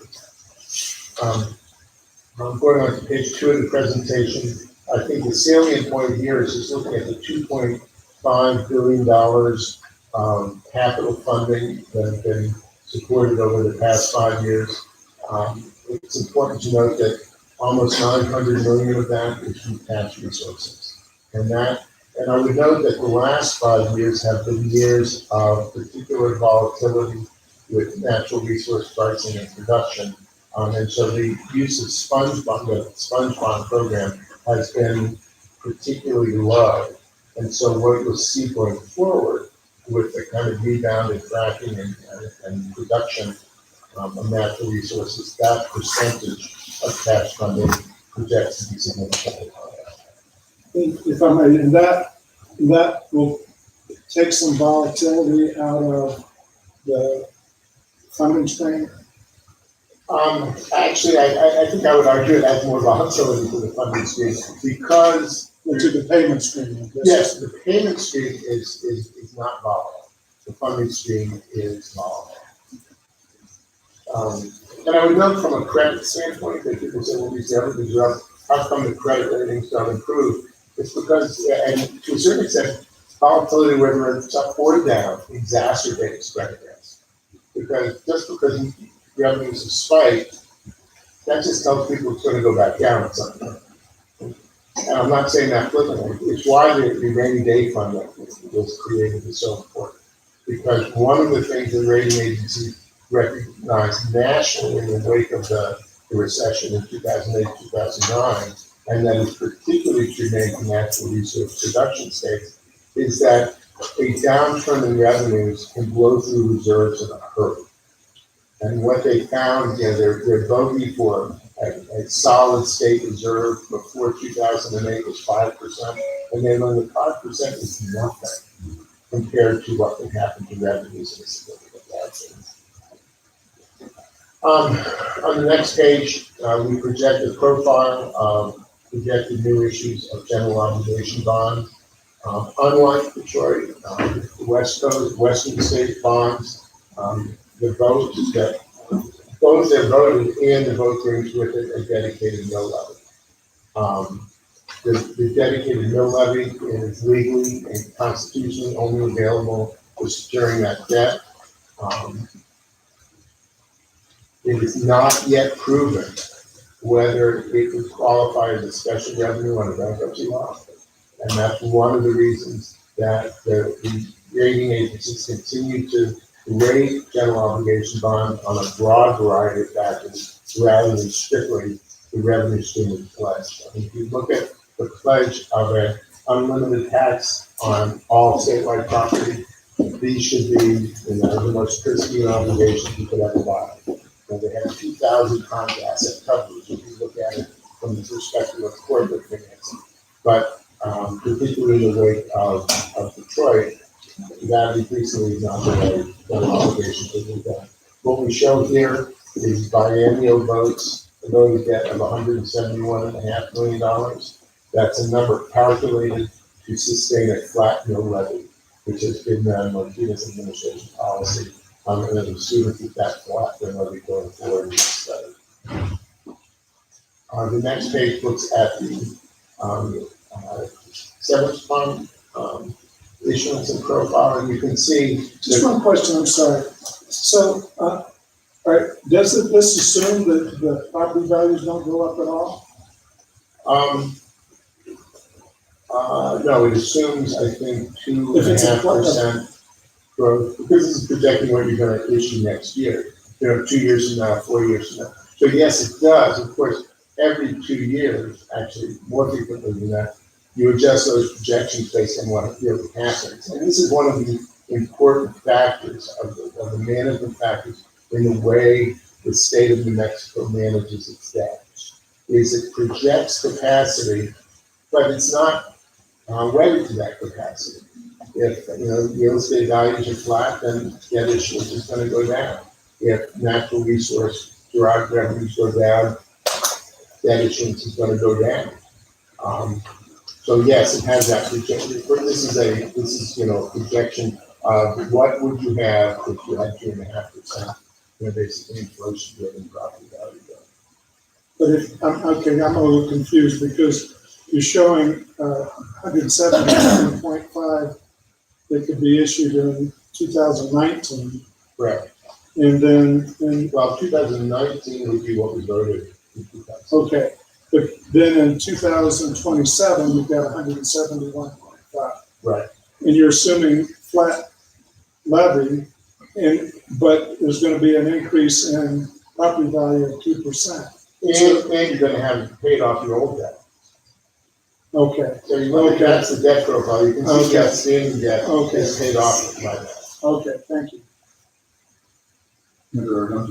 I was just going to ask a quick question about the effect of yield control on that valuation in New Mexico.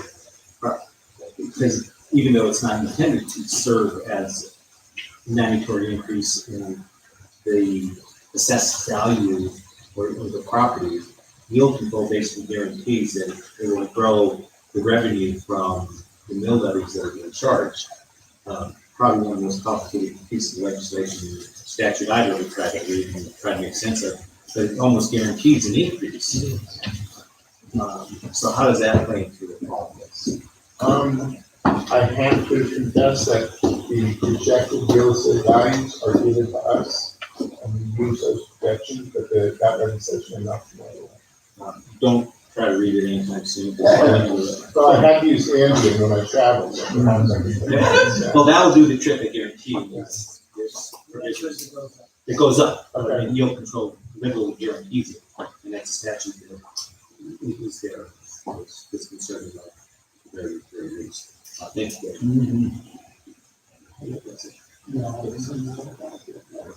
On page 4, showing the 7-step program, I've included the prior year revenue projections in green in the graph on the lower right, just so that you can see how dramatic the future projected revenues are.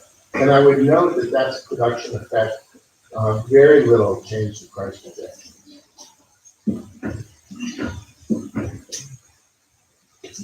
And what you see in the middle box on the right is the strength of the coverage on the bonds at the time that they're issued. These bonds have close to 4 times coverage when they're issued, and they go up from there. The 2 columns on the right show what the coverage will be, assuming the revenues are correct and the future debt issuance is as shown. But from an investor standpoint, when they buy the bonds this year, they're looking at those numbers on the left side, because the future debt isn't outstanding in the future. And the policies dictate that if the revenues go down, if the natural resource pricing goes down, we have a spike, a dip in pricing, which gets magnified in New Mexico because it's both the prices go down and the production plummets, because that's generally what happens with the frac resources. There are important feedback loops in your debt program, the way you have structured it. that take into account that change in pricing. I mean, the state could issue, I'm not gonna say this, because, never mind. I'm curious. Don't go there. Yeah. Maybe best we don't know. If you go to page 5, it presents the aggregate Board of Finance bonding program, which shows the generation of over a 5-year period, just over $3 billion of financing, which is about a 20 from the prior 5 years. The real dramatic change is about 88% of the $1 billion increase in net increase in funding comes from cash resources. And so that just shows, that's just to illustrate that, you know, the increase in revenues that you're getting out is not picking up your GOD program, and it's only modestly increasing the size of your long-term severance tax fund. Where you realize the difference is in taking the increased revenues through this fund bond program, which really is cash financing for capital investment. And that's where the impact is on bonding and investment in the state. So the increase in your revenue is in this fund. Correct. Bond program. Yeah. I mean, you'll notice you go back a couple of years, it was near zero in a senior bonds, and there was still something in the subordinate bond. The next page provides us some commentary on the bond ratings. The volatility and the downturn in revenues essentially eviscerated the state reserves, which is illustrative of what we were talking about earlier. And at the same time, the rating agencies began to focus increasingly on the unfunded pension liability issue. And that resulted in the ratings being at the levels that they are now, which is basically a notch below where they were a couple of years ago. Now the ratings are viewed as stable because of the rebuilding of reserves. And that the condition of the general fund is improved and the creation of the rainy day fund. There are still the overhang on the bond ratings of the state, are increasingly the pensions and also financial reporting. The FA tried to get legislation passed to great the ability to produce. Just to step back, the way the state produces its comprehensive annual financial report is under current statute. It has to wait until every state agency has finished its audit before it can then combine them into an audit. Those reports are not due until December, which necessarily means the state is not issuing its reports until well after 180 days after the end of the fiscal year, which is really the standard time. So, and that's because the state does what's called a bottom-up macro production process as opposed to top-down. And the legislation to address that, which is very important legislation to see happen. That can happen last time, and hopefully it'll happen next time. The next page shows both the decline and restoration of general fund reserves. Page 8 has tables that you have seen every year in this report. Basically, as a product of your long-term debt policies, you have a strong stability in your debt ratios. It's stable to declining ratios in terms of debt per capita and debt as a percentage of assessed value. And those are shown in page 8. Page 9, we've covered much of it, but it is really the significant changes by Moody's, both as a product of going from the 7 3/4 actuarial rate to a high grade bond rate of 3.6 to 4.4. And the discussions that we've had with the rating agencies about them moving towards recognizing ERD as a state liability rather than a local liability. It's a hard thing to argue against.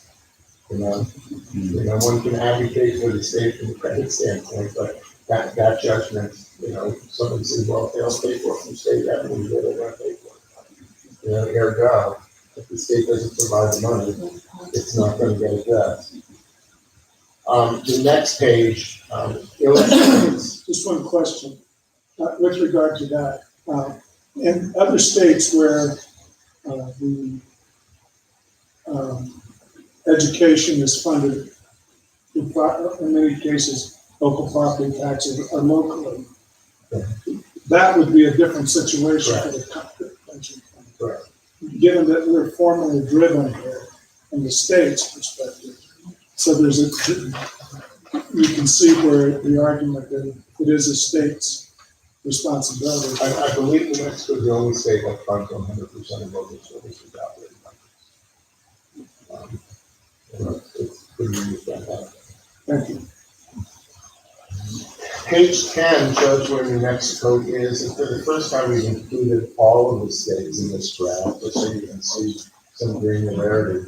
And it shows a comparison of net tax supported debt as a percent of personal income. It's personal income because that represents the income and wealth available to pay debt is really more salient, I believe, than debt per capita, unless you're going to take people's capitals off the debt. And what you see in the upper chart is where New Mexico is among AA2 rated states. And then the lower chart includes every state's net unfunded pension liabilities as a co-equal with bonded debt, which is the direction Moody's is moving in. And you see in the New Mexico column, first in yellow, the impact of pension liabilities relative to blue, which is debt. And you can see how the pension liabilities are already a multiple, perhaps 3 times what the pension, what we consider debt is. And then you look at the striped bar on top of it, and that's the impact of including ERB liabilities. And what that puts the state is right in the middle of the lowest decile in terms of the aggregate liability issue.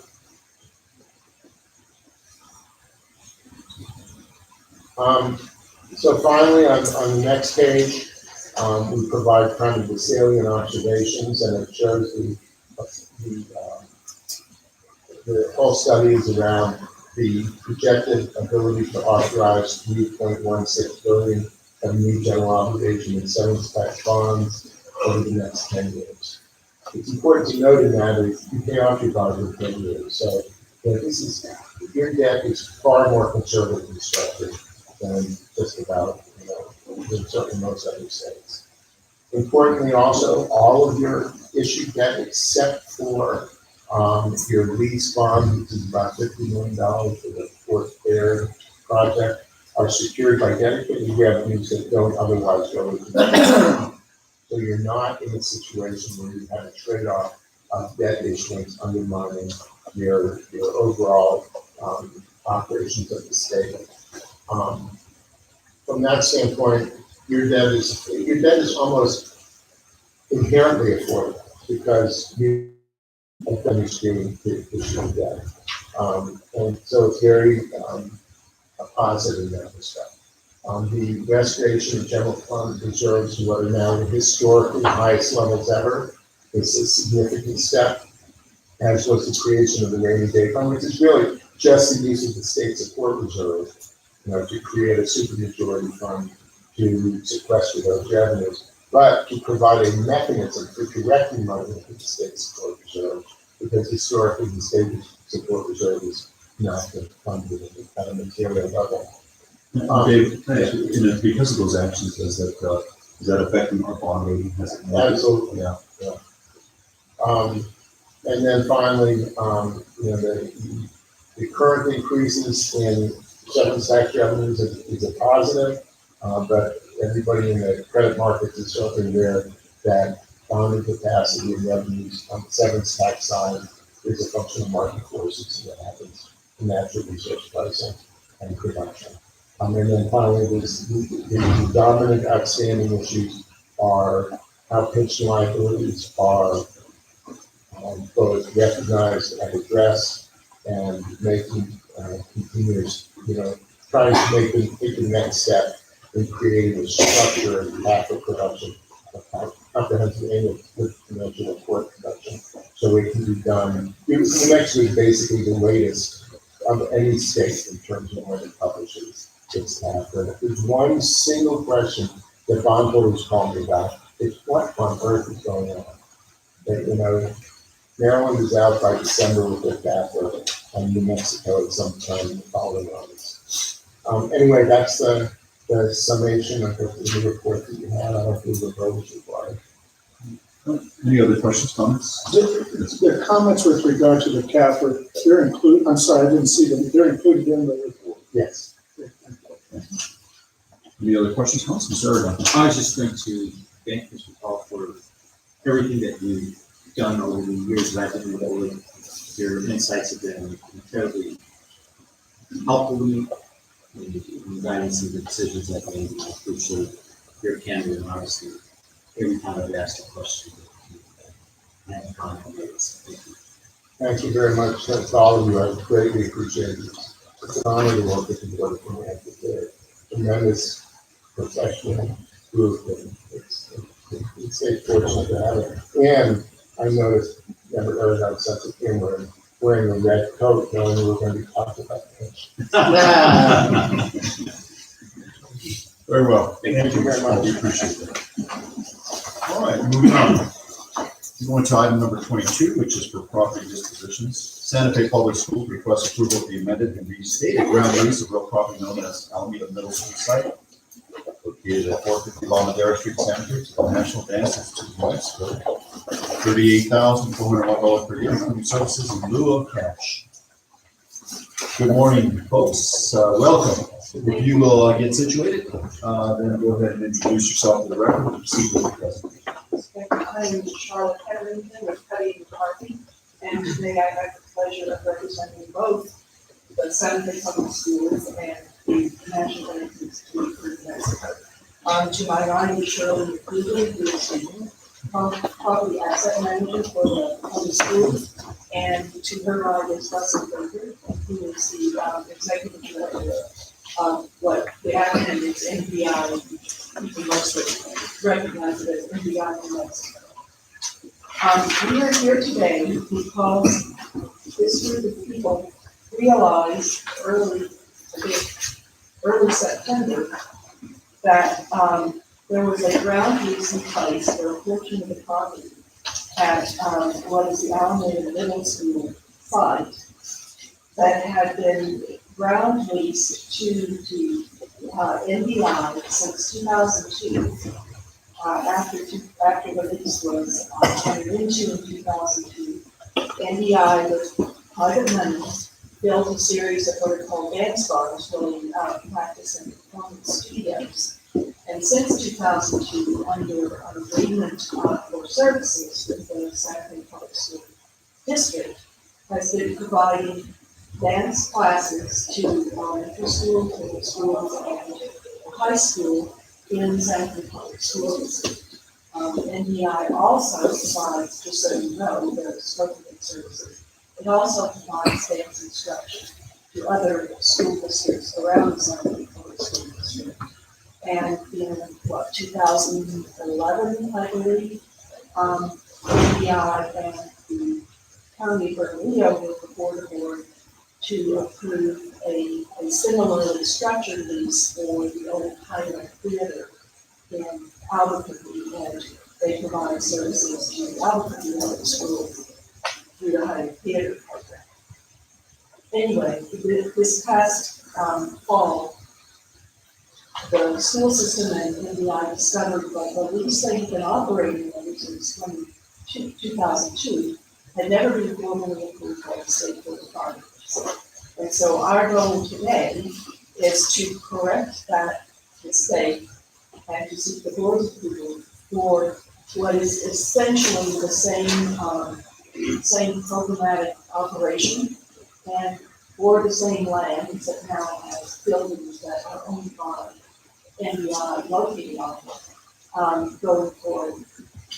And so what you have today to, consider in the code of approved is what is called the amended and restated ground lease for real property at the Allen Middle School. And, the updated appraisal for the vacant land as of today's values reflects that the NDI would each provide $38,401 in services per year to the school district for its students, in order to have a flat, payment in lieu of cash payment. Well, very good. Let's go to the board. Let's see if there's questions concerning this. Mr. Coleman. My first question is, what is the construction value of the enhanced building on the leased property? Do you have a number for that? Mr. Chair and the board, thank you for that question. The cost of the construction for the dance barns facilities was about $8 million. And the other question I've got is, can you explain a little bit about how you came to the numbers with regard to the service in lieu of? In other words, are you pricing for each pupil, for each class, for each instructor? How is that calculated? Mr. Chair and members of the board, the value of the classes was estimated by taking the fair market value of about 6 or 7 other dance programs in the same thing in Albuquerque, and taking an average of what those programs are charging per hour for the programs that they charge for their services. And then, So is that a per hour for the class, not per pupil? per hour for the class. Okay. I'm sorry. And then, so we take to calculate the value of the services provided, we take that average of the hours of, I think it's in the formula that we did was about $15.16 per hour was the average of the schools that we have. What it says here is cost per class per hour per student. So for each, I'm just trying to understand, because the service in lieu of is always a very difficult issue for the board. And so you're saying for every student that comes in for an hour, the value of what you're providing is $15. So if you have 10 students, the value will be $150. Thank you. Mm-hmm. So it's per student, not per class. That's as I read it. If you look at page 613 on the other contract that it contains the formula for how those are valued. But if you look at table 573, it shows that the number of student hours are 32,819 and 49,665. So it's got to be per student, not per class. That's correct. And That's where I got confused. right, and in 613, which is the exhibit B that would be attached to the lease that would show the recording, it's the value of 1 hour of dance instruction based on 3 hours a week.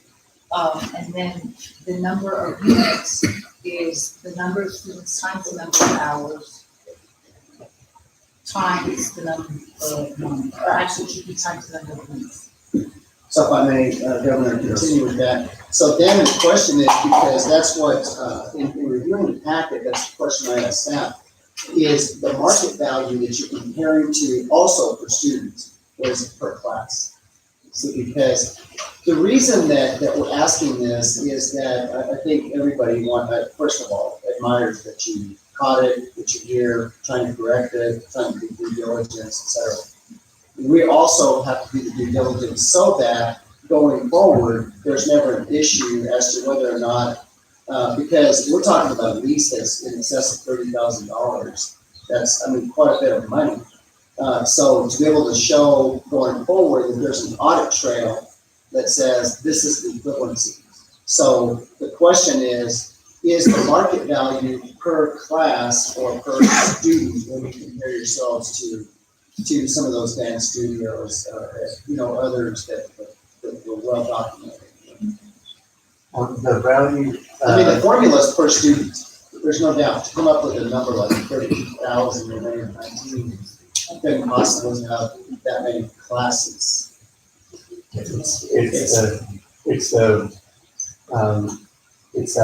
The students and the hours that they're taking the classes over the course of Per student. Yeah, so if there's 20 students in the class, that's 20 instruction hours. Valued at $15 per, and that's the question is that the same way that the market that you compared it to is valued per student?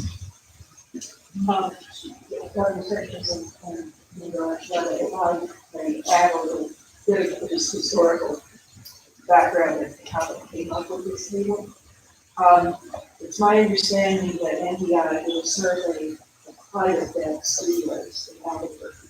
And therefore, the number that you see in the cost per hour, the class hour per student of $50.16 in the comparative section would be based upon the number of the cost of an hour per student in a private studio. And then calculate the number of students in a private studio who would be in a normal class size.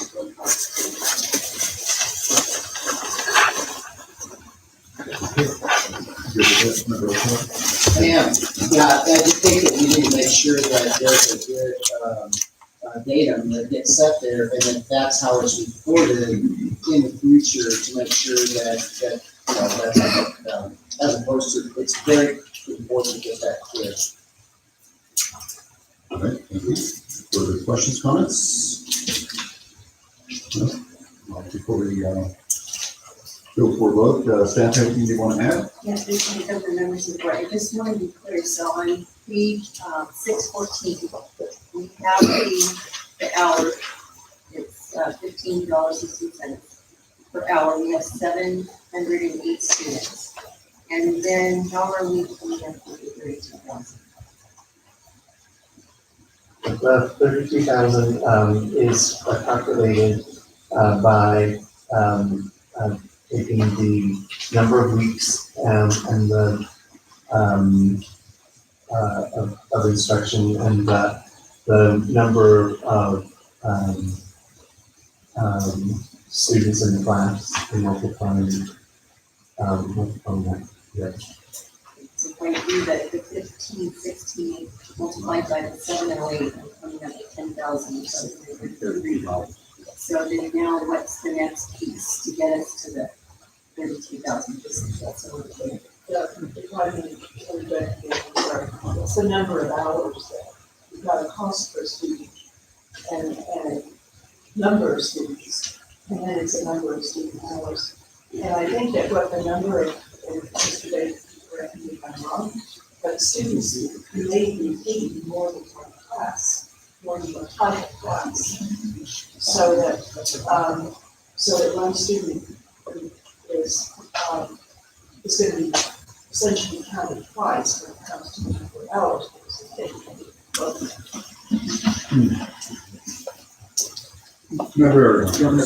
And maybe I misheard the answer to Member Frohnap's question, because he specifically asked, how did we derive at that number? And the answer, if best I can recall, and Member Frohnap referred to my recollection, that it was based on students. And I still can't come up with 32,819, no matter how I do the arithmetic.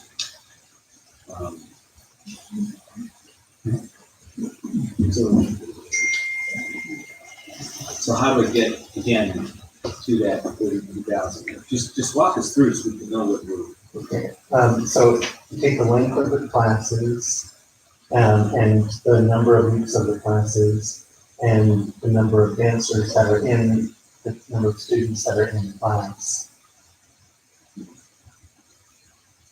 And where is that in our electronic agenda, the number of hours? What do you, did you want to comment on it? Mr. Chairman, I believe you have to take the cost per class hour per student, times the number of students, times the number of classes, to get to where you want. The 32,819 is the number of classes.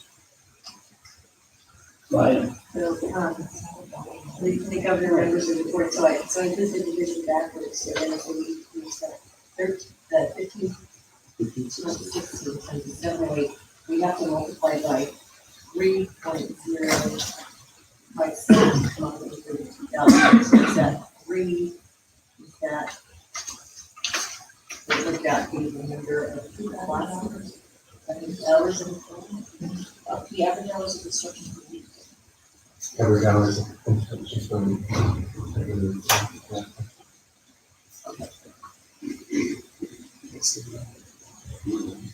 All right, what's the pleasure of the board then? Move approval. Yes, thank you. Donna, before I go for a second, you want to add something? Yes, Lieutenant Governor, members of the board, there's a contingency to approval. And that is contingent upon director's receipt and council review of 1, a favorable review of the appraisal by the taxation and revenue department. I believe it's been submitted, we just haven't received it. 2, fully executed, revised, amended, and restated ground lease agreement. And the fully executed, amended agreement to provide services between the Santa Fe Public Schools. I'd like to adjust my motion to approve it. I'd like to add one that is contingent upon Mr. Baker giving us the same dance that he does with the students at the New Mexico State Senate every year. Okay. There you go.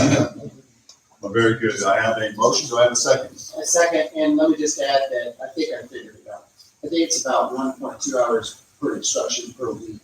When you assume, I assume 9 months, which is 36 weeks. And if you divide by 36, it ends up being about 1.2 hours per week. So somewhere in there is, it looks like. Anyway, a second. You a second. Very good. I have a motion and a second. All those in favor signify by saying aye. Aye. Those opposed, motion passes. All right, let's move on. Item number 23, Energy and Minerals, Natural Resources Department. The Energy, Minerals, and Natural Resources Department, State Parks Division requests approval for concession contract for the Rock Canyon Marina with Lago Rico Incorporated and Elephant Beach State Park in Sierra County, monthly concession fee of A, 1.5 cents per every gallon of fuel and oil sold, B, a 7% of net receipts from sales and services, excluding fuel and oil sales, and C, 7% of brokerage sales. Good morning, everybody. Please introduce yourself for the record and then proceed with your presentation. Good morning, Governor and members of the board. I'm Christy Sequoia. I'm the Director of New Mexico State Parks. And with me today is Neil Brown, the owner of Lago Rico Incorporated, as well as several folks from our staff, David Certain, who is the Field Sport Bureau Chief of New Mexico State Parks, James Hildebrandt, who's our Business Enterprise Coordinator, and Cheryl David, who is the General Counsel of our department. We're very happy to be here today to present a contract with regard to Rock Canyon Marina at Elephant Lake State Park. This is a contract for 20 years at a 7% interest rate, and this is our largest park in the system, and Mr. Brown has been operating at Rock Canyon Marina since 2007. His contract is going to be expiring in the spring, and so we wanted to make sure that we brought this forward to you so that Mr. Brown could continue to operate, make the business adjustments that he needs to so that we can accommodate our visitors in the coming months. Very good, thank you. Members of the board, questions, Mr. Clement? Is this an extension of a contract that you've already entered into? A provision of the contract, or did you go out for bid for this? Governor, remember, we actually did go out for a request for proposals. So we would be terminating the existing contract and we'll be beginning with this contract. And how many responses did you get to the request? We received 2 responses. And this was when you did an evaluation? That's correct. Dr. Certain was in charge of the committee that evaluated the proposals, and the quality of the proposal and the business proposals that Mr. Brown put forward.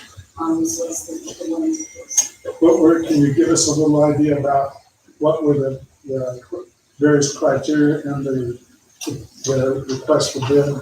Yes, Governor. Yes, Lieutenant Governor, members of the board, as you may know, the criteria that EMNRD uses for assessing proposals that are the result of a request for proposals are spelled out in rule. And see if I can find specifically what those are.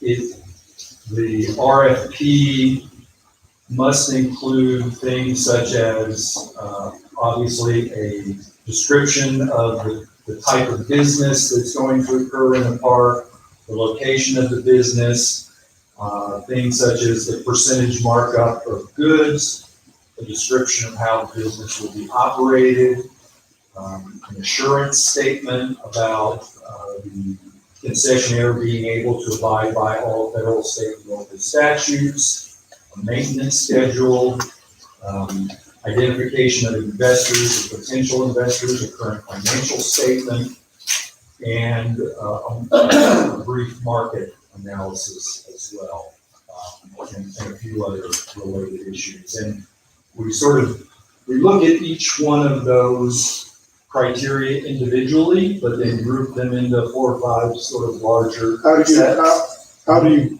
value each one of them in terms of experience and cost and infrastructure? What was your criteria? So we group them in such a way that we ultimately give each group a set of points. I think 100 points was the maximum number you could receive, unless there was a veteran or a New Mexico resident preference points given. In that case, I think you could score 105. And so, I'm sorry, I was trying to find the actual score sheet. The criteria in terms of what is the RFP, the proposal evaluation, and the points that are distributed, you will find on 688 in your,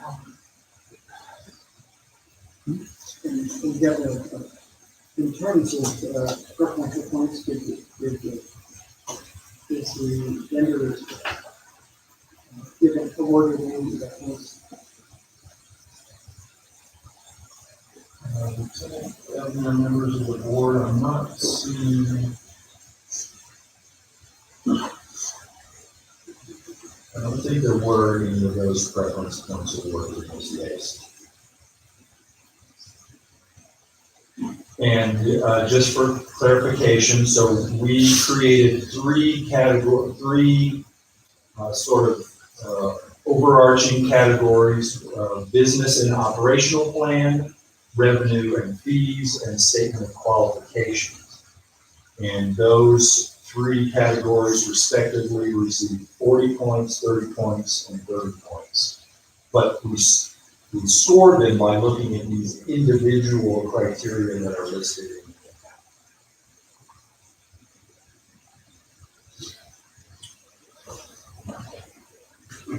Questions? Mr. Colnick, no? Mr. Brasher?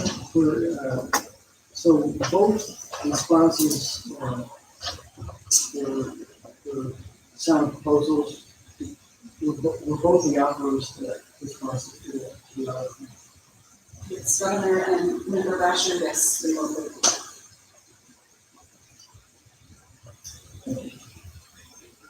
Further questions from the board?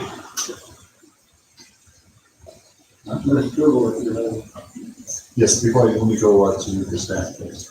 Lieutenant Governor, members of the board, have a contingency. Approval contingent upon director's receipt and council review of the fully executed concession. Mr. Archuleta. I move approval with that contingency. Do I have a second? Second. We have a motion and a second. All those in favor signify by saying aye. Aye. Those disapproved, motion passes. Thank you very much. Thank you. Merry Christmas. Merry Christmas. We're going on. Before I go to the next item, I do want to go back to Donna, talk a little bit. She wants to give us a little bit of clarification on the approval of the amended resolution, that some comments that were made by, I believe, Mr. Carrasco. Donna? Lieutenant Governor, members of the board, for item 18, Mr. Crossbow mentioned that the amount of the projects that were not included in the senior amount was less than 50 million. And so I verified, and the actual amount of the projects that were not ready for this month amounted to $1,342,100. Yeah. 50 minutes, seemed like a bit less than 50. Yeah, about less. So I just wanted to clarify that amount. But I just want to make a note that it still did not include the sink for restroom in my office. I've been fighting for 8 years for that. It's not that. All right, thank you, Donna. Let's go to an emergency, Michael. All right, we're going to higher ed. Item number 24, New Mexico Institute of Land Technology. Request approval of the new president's residence in the amount of $1,507,117. Gentlemen, welcome. Good to have you. Have a seat. When you do, please introduce yourself for the record. Good morning, Governor, members of the board. My name is Darrell Honey, I'm the director for capital projects for our education department. Good morning, Governor, members of the board, Jerry Armino, on behalf of the Board of Regents and the next step. Good morning, Governor, and board members, happy holidays. I'm Sbof, President of New Mexico Tech. Good morning, board members of the board. I'm Creek McDaniel, Vice President for Administration and Finance in New Mexico Tech. Good morning, Governor, members of the board. My name is Alex Garcia, I'm the Director of Capital Projects. Welcome, everybody. Proceed. Governor, the first item on the agenda is requesting approval of a new president's residence at New Mexico Tech. This particular project request is construction of a 5,615 square foot residence. The residence will have an open floor plan, which will include living space, 3 bedrooms, 3.5 bathrooms, a den, living and dining areas, the kitchen, and garage with storage. Total cost of the facility is $1,570,117. It's being funded by several funding sources, New Mexico Tech match and advance funds, some funds raised by New Mexico Tech, as well as New Mexico Tech Foundation loan. Within the project submittal, there is more detail on the funding breakdown within the exhibits on how these funds were generated. There is an existing residence on campus, which the president currently resides in. That particular residence will be removed from the IMG square footage of the institution for this particular, to make room for this particular new residence. And it'll provide an offset of 4,792 square feet. The space within the existing residence, just so everyone is aware, the space will not be raised. The existing residence will be used by both the residents and by the advanced office for their use. But again, that space will not be included on the mission document. So for that, I'll go ahead and turn it over to Regent Armino to provide more detail on the project. Thank you, Governor, members of the board, and I realize that you have a very lengthy agenda, and lunch is just around the corner, but you don't do lunch, oh, you're sorry. Just keep going. There you go. Just for the information of the chair, Regent Armino and I went to law school together, we graduated the same class. He did okay, but it's took years. Well, I don't know about that. So I would like to take a few minutes and give you the region's perspective of this project for a couple of reasons. Number one, the state of New Mexico hasn't seen a university house built since the 1980s. New Mexico State was the last one. And so this is something new to all of us. And number two, this very much is a regent's initiative as opposed to administrative. And certainly this project was in the works long before President Wells came on board 2 years ago. So the New Mexico Tech's particular house, the history on that is that, we're over 125 years old on campus. Before the 1960s, we didn't have a university, president's house. And in fact, we have never built one ourselves with our own money or with state money. Before the 1960s, essentially every president was on their own to find their own housing for their family and themselves. In the 1960s, we had a President Colgate of the Colgate-Palmolive portion, and he had the resources to build a house on campus, and that's the current residence, and did it with his own resources. And then when his tenure ended, he donated the house to us. So that's the house that we've had ever since. It's 1960s construction, it's 1960s design. And it's functional as a private residence, but for no other purpose. And several of you have been to the house. How we've used it in the past is strictly as a residence. You all know former President Dan Lopez. He resided in the house since 1993. And in terms of hosting events, we have a courtyard, we have an outdoor swimming pool, we have trees and sure landscaping. So virtually all of the entertaining was done outdoors. So that drastically limited entertainment purposes for the house. We have used the house for lunches for regents prior to meetings. And I've been a regent for 16 years, so I have a lot of familiarity with this residence. And for us to even use the dining room, we sit shoulder to shoulder in a conventional dining room. So you can imagine its use is very limited for group gatherings.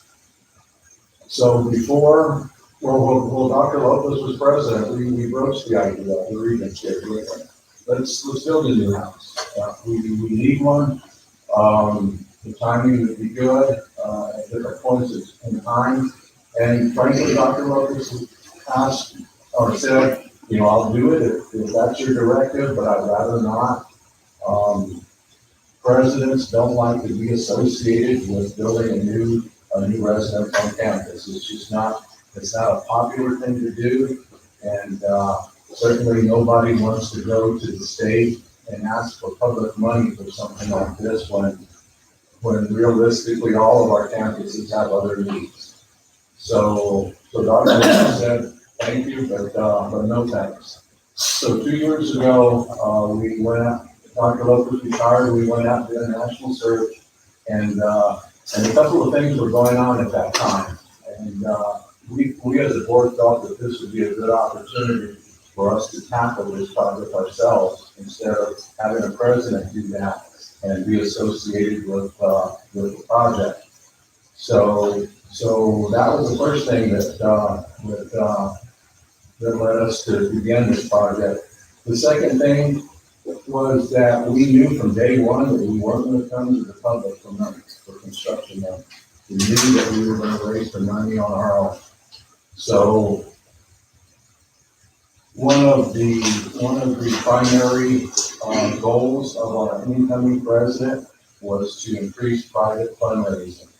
And New Mexico Tech, along with frankly all the other universities in the state, we are behind the trend in terms of public fundraising.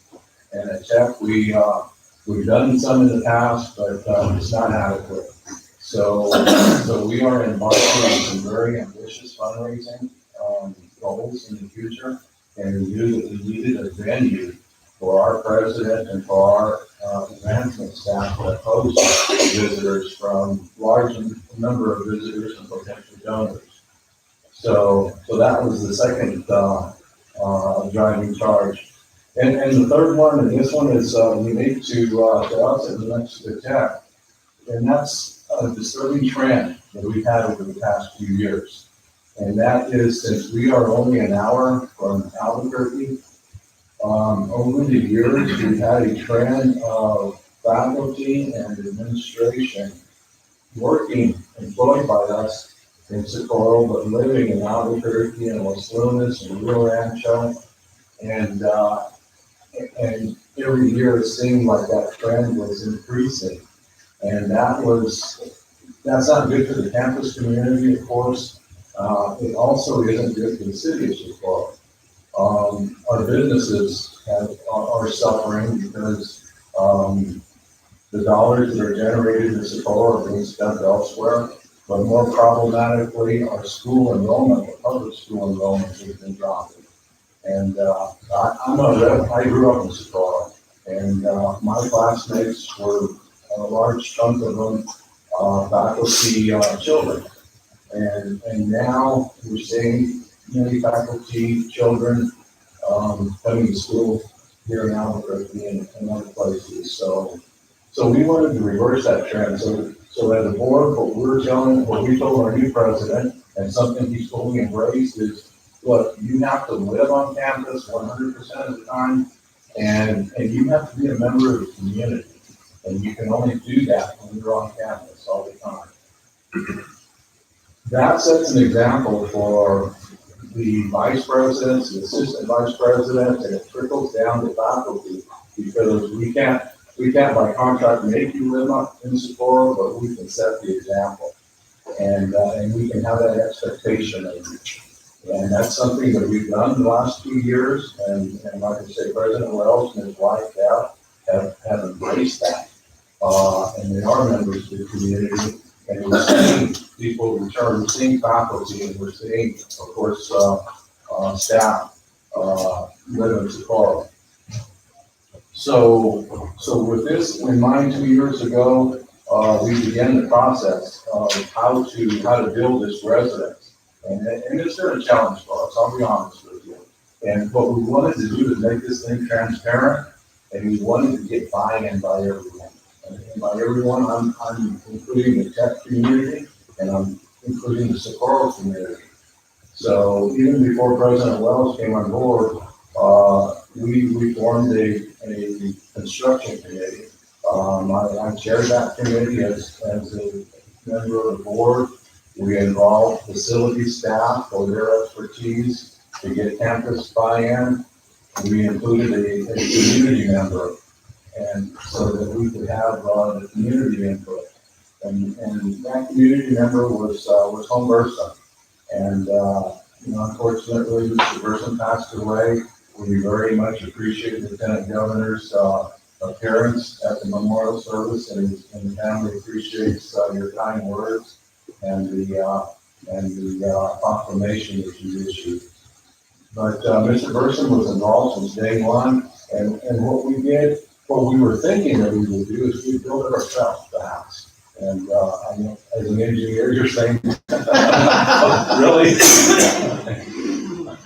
And we're trying to save money, obviously, and we thought, well, it's a house, and we've got in-house resources, staff, and we started putting plans together, and we met several times over a period of a couple of months, and then we came to realize we were in over our heads, and we felt that, and Mr. Burson was the one that said this. He said, we're not as smart as we think we are, even though we think we have construction experience. We're going to make mistakes, and they're going to be critical mistakes. So let's rethink our plan here. So about that time, President Wells was on board, and he said, look, we'll use institutional funds, and we'll go out and do an RFP for architectural services. So we did that. We ended up, choosing, and we had several bidders on that, responsive bidders. And we ended up choosing, the Van Gilbert group, who was very familiar, who is very familiar with us. They have worked for us in the past and designed a lot of our buildings. So they were hired. And then at that point, President Wells and his wife, Deb, became part of our construction committee. And we realized as the needs were presented that we had two very distinct needs for this project. One was a private residence, and the other one was a venue to host guests. And we came to the realization that trying to do it with one structure was just not practical. And Van Gilbert suggested, well, let's split this thing up. Let's build a private residence primarily intended for living for the president and his family, and to host small events, and then build a separate structure for hosting larger events. And the way we're doing this, we're incorporating the existing house and the existing yard and courtyard and swimming pool, and then we're adding the other two structures so that we can share all of the infrastructure. So when we made that, and that was a monumental decision because we weren't expecting that, but we figured that's the way to do it if we're going to do it right. And we realized, well, the cost of the project all of a sudden got a lot larger. So it was time to involve some other parties.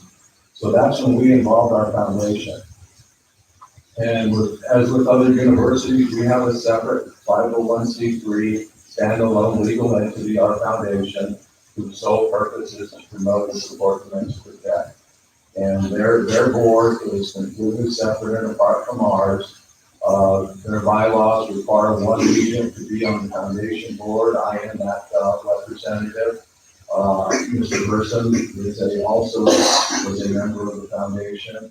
It's a large, diverse, highly professional and qualified board, and so they vetted this project because we essentially went to them for money, and we were hoping that they would donate the money, but in their wisdom, because they are responsible for the endowment resources that they are entrusted with, they decided, well, we can't give you the money because that money needs to be used for our stated purposes, but we'll lend you the money. So we have an agreement in place for a loan of a very significant amount of money to get this thing built. And then we have two major donors that have come forward, two private donors. Of course, Mr. Burson, $500,000, and then another donor, he's a Tech alumni, Ronald Deju, lives in California, and he and his wife have pledged $150,000. So with those significant donations, with a loan from the foundation, and with internal resources, here we are today, and we're going to build this thing without asking public money for construction. And that's a great position to be in. Going forward with our fundraising, I can report that we are in the final stages of our fundraising design and planning. We hope to launch a $70 million capital campaign fund, and our effort, and it'll be $70 million over 10 years, and we think that's doable. One of the projects on that, our beneficiaries of that capital fund is going to be this project to repay the foundation for the monies that we have borrowed. So that's my perspective as a regent. There's a lot more detail in this project. There's been a lot of negotiation with Gerald and HEB and our people, and I guess what I have to say is everybody has been creative, because there's no path for something like this in the state, and it's taken us a lot of effort, but we're almost there. But I can sit before you today and tell you that this project has the 100% support of the city of Socorro, the campus of Socorro, the New Mexico Tech, the foundation, and the Board of Regents. So with that, I will turn it over to my co-presenters who can fill in any specific gaps or answer any questions that you may have. Thank you, Mr. Chairman. Let's do this. Let's go to the board first, and then as questions arise, we can go to, let's go to member Archuleta. Thank you, Governor. Thank you for that great presentation, Mr. Alvino. First of all, I want to open up just with a statement, and that is that I really support what you're trying to do. I think it's fabulous in many ways. Just as an aside, I used to be president of the Board of Regents at New Mexico State way back some years ago, and we hired President Jed Rouge, who, when I was negotiating with him his contract, we did it in about 2 hours. And he was in Utah at the time. He said, Dale, pay me what you think is fair, send me the agreement, and I'll send it right back to you. And he did. I mean, he didn't really care so much about, himself and what he was going to get paid and all that. He was really excited to come in and be the president. He ended up being president of Houston and then Auburn, and I think he's retired now, lives in St. or part-time anyway. But the one thing he did ask me right after he got here was he said, Dale, I really intend to I took a lot of time. We took a lot of time on the Regents to make sure that we really differentiated the role of the president and make sure that that was well understood in contrast to the role of a provost or a senior academic officer. And we defined the role of the president as being one that had to spend at least 50% of their time off campus trying to, lobby the legislature, lobby alumni, private donors, so on and so forth, in order to bring back resources and also to build agreements, articulation agreements, and also in other countries and so on and so forth. And of course, you guys have a tremendous history in that with Dr. Lopez, and now that's continued. But it's very important to understand what a president has to do. And so when we came here, we had much the same problem. The university residence at New Mexico State is chopped up into small rooms, and it's hard to get people in there. But the thing that he asked is, I need a much bigger parking lot. And we need we're in Las Cruces, and so it's a little warmer, an outdoor space where it can host, a particular college dean and so on and so forth, or somebody we're trying to raise money from and so on.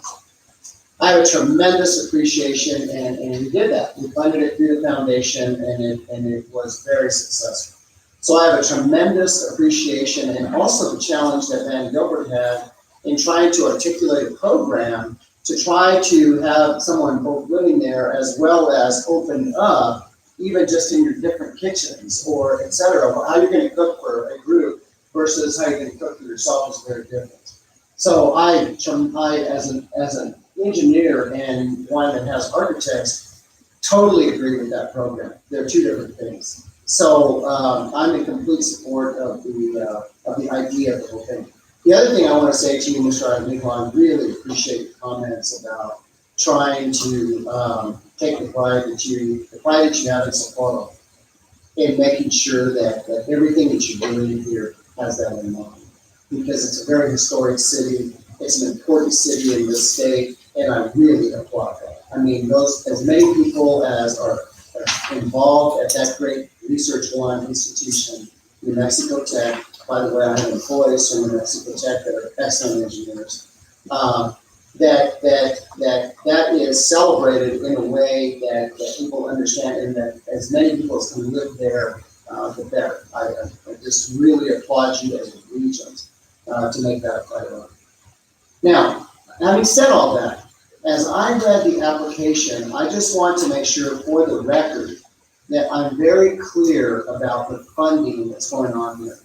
I saw that there's a loan from the foundation, and where I'm trying to get, just so you know, in maybe hopefully saving time in the dialogue and answering questions, is I'm trying to get a very clear record that there's no ING, there's no restricted funds, there's nothing that is quote unquote public money that would otherwise be used for the instruction of students, so on and so forth, or at least what's allowed within the policies of higher ed, the law, et cetera. Because I noticed in the agreement, for example, the last paragraph is, between you and the foundation is, we're doing this and we're trusting that there's no laws that are going to be broken, no policies are going to be broken, so on and so forth. There's a contingent last paragraph.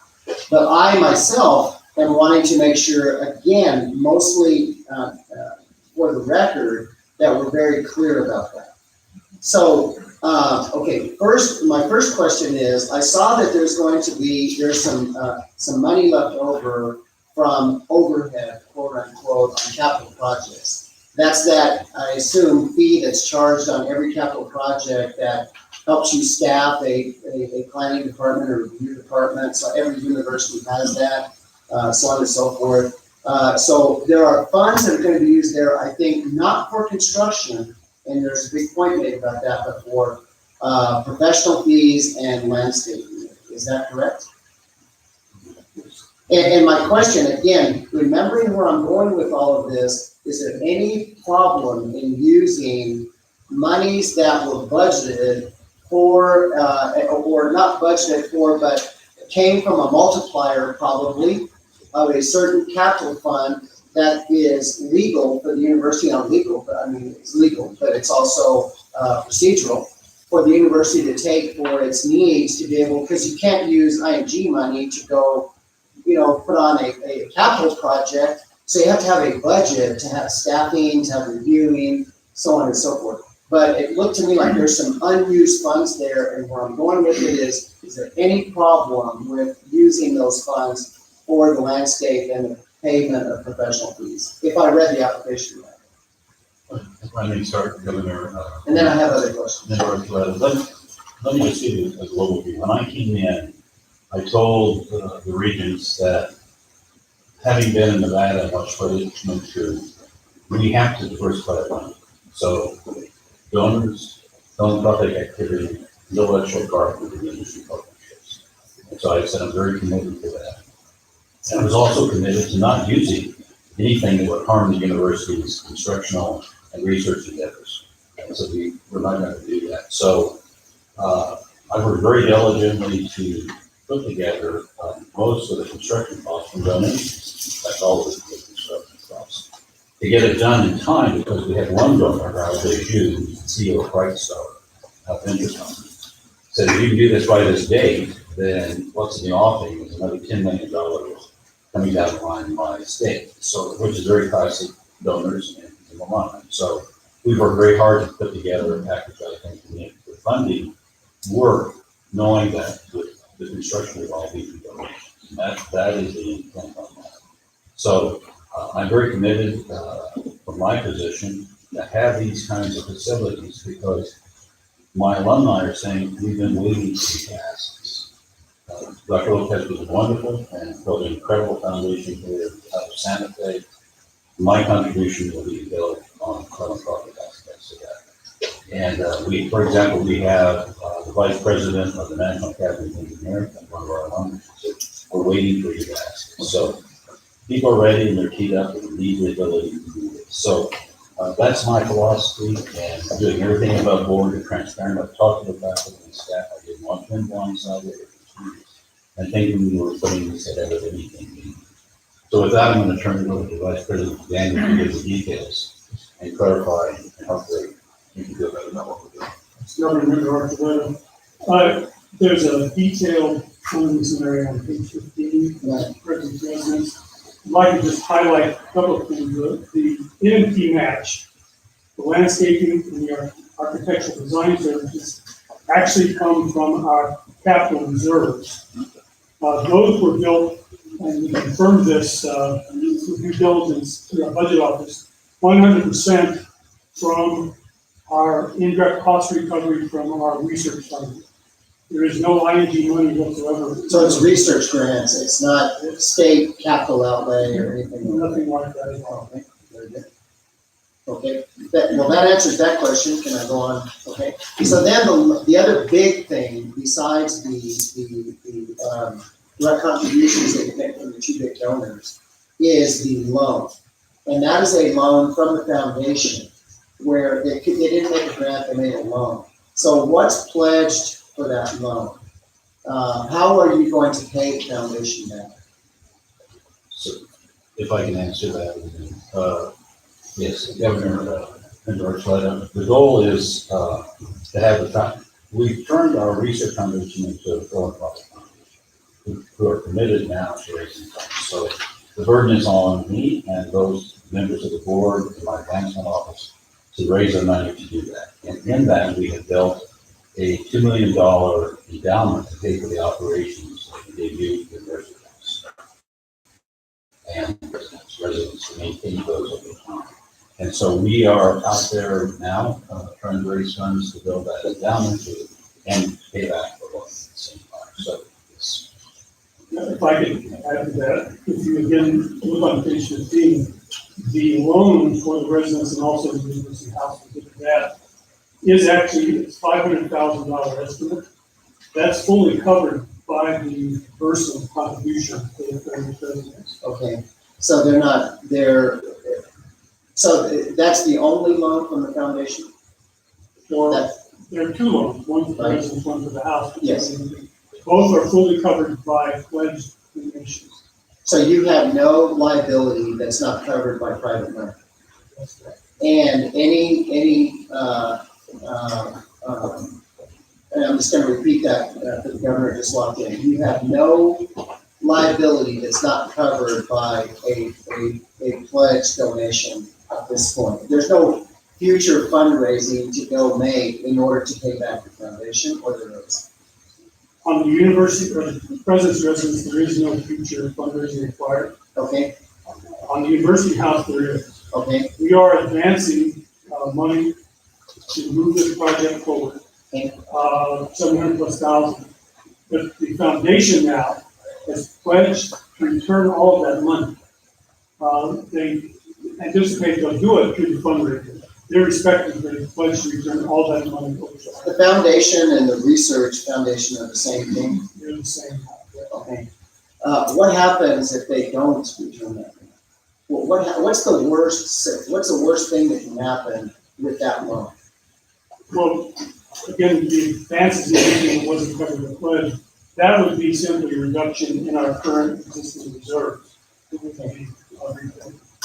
But we have ample reserves covered. But, and the reserves don't have any trail back to ING money? None whatsoever. Okay, so you know where I'm going with all that, and again, I'm just trying to get it detailed, because there's several acronyms in here and, et cetera. You understand it, but I don't understand it unless I lived it with you guys in the meetings and so on and so forth. But I'm just trying to bring it out to make absolutely sure that there's a good understanding, because many times if there's a default, if there's, whatever, sitting in the chair of the state, then it's the state that ends up being backstopped. And you're telling me on the record that you're not counting on any of that, because it's all coming from money that never originated with the state. And you have it backed up completely. Okay, very good. And the procurement, I read where you're gonna use the same contractor to build the two buildings. You already have a contractor? Have you already gone out for bids and stuff? I mean, and I assume Van Gilbert's carrying the project for you through advertising and construction and all that.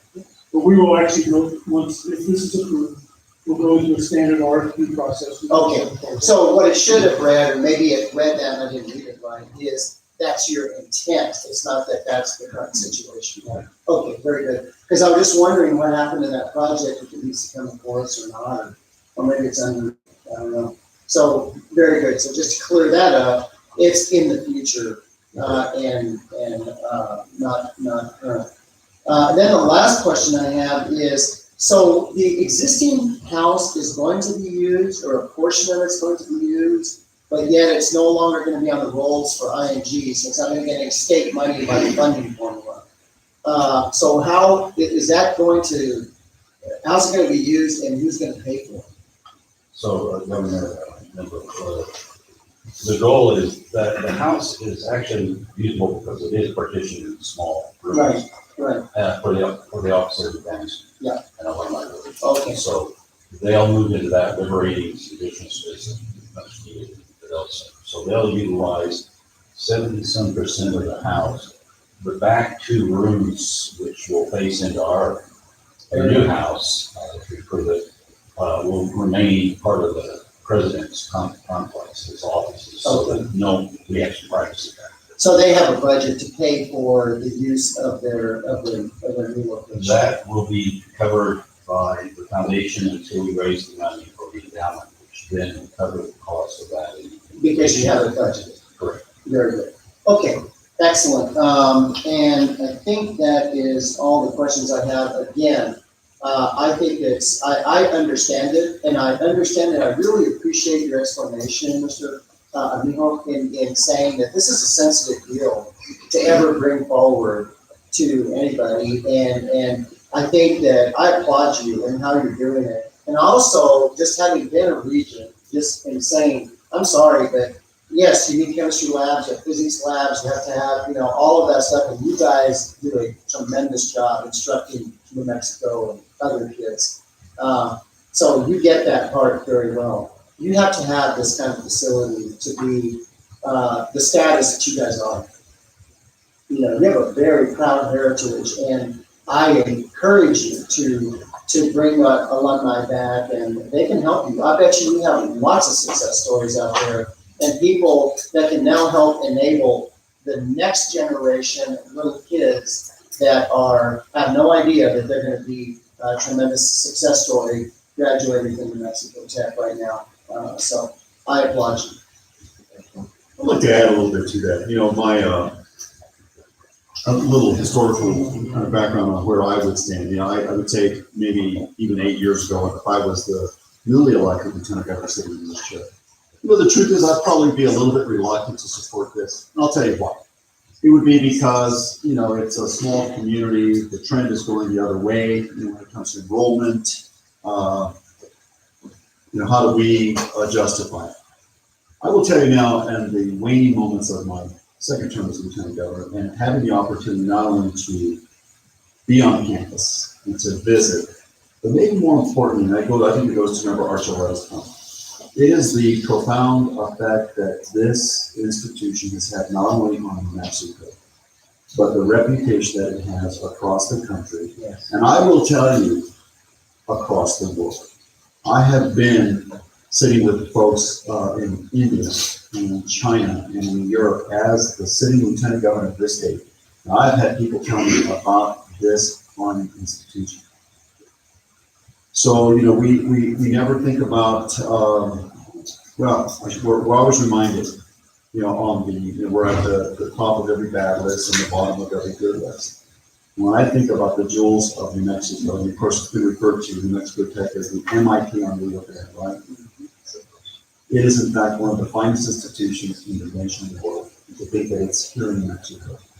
And so as a fiscal conservative, I would say, but I tell you something, when we have those, we have to invest in it. For you, Mr. President, the ability for you to have and for the legacy going forward. Dr. Lopez came in here all the time, and he worked this building, and I think he used my office more than I did, Great ambassador, and I know that you and I have spent time together. So I'm supportive of this, because we need to reinvest into those that will be good for an institution like this. We have huge reaching, so I encourage the rest of the world to do so. Other comments, questions? Member Brash. Thank you. So I wanted to double check on whether I should abstain from voting on this. I have no interest in this conflict, but I just want to clarify my voting on this particular issue. I don't see that there would be any conflict in your building. And I know that you have been concerned because others, outside the circle have mentioned that as a sitting region of the University of New Mexico, you should be voting on any university project, not just projects, but any university.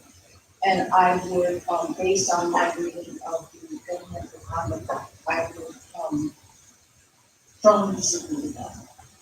Because you, as an individual and as a sitting member of the Board of Regents of the University of New Mexico, do not have any personal financial interest as that is defined in the government contract.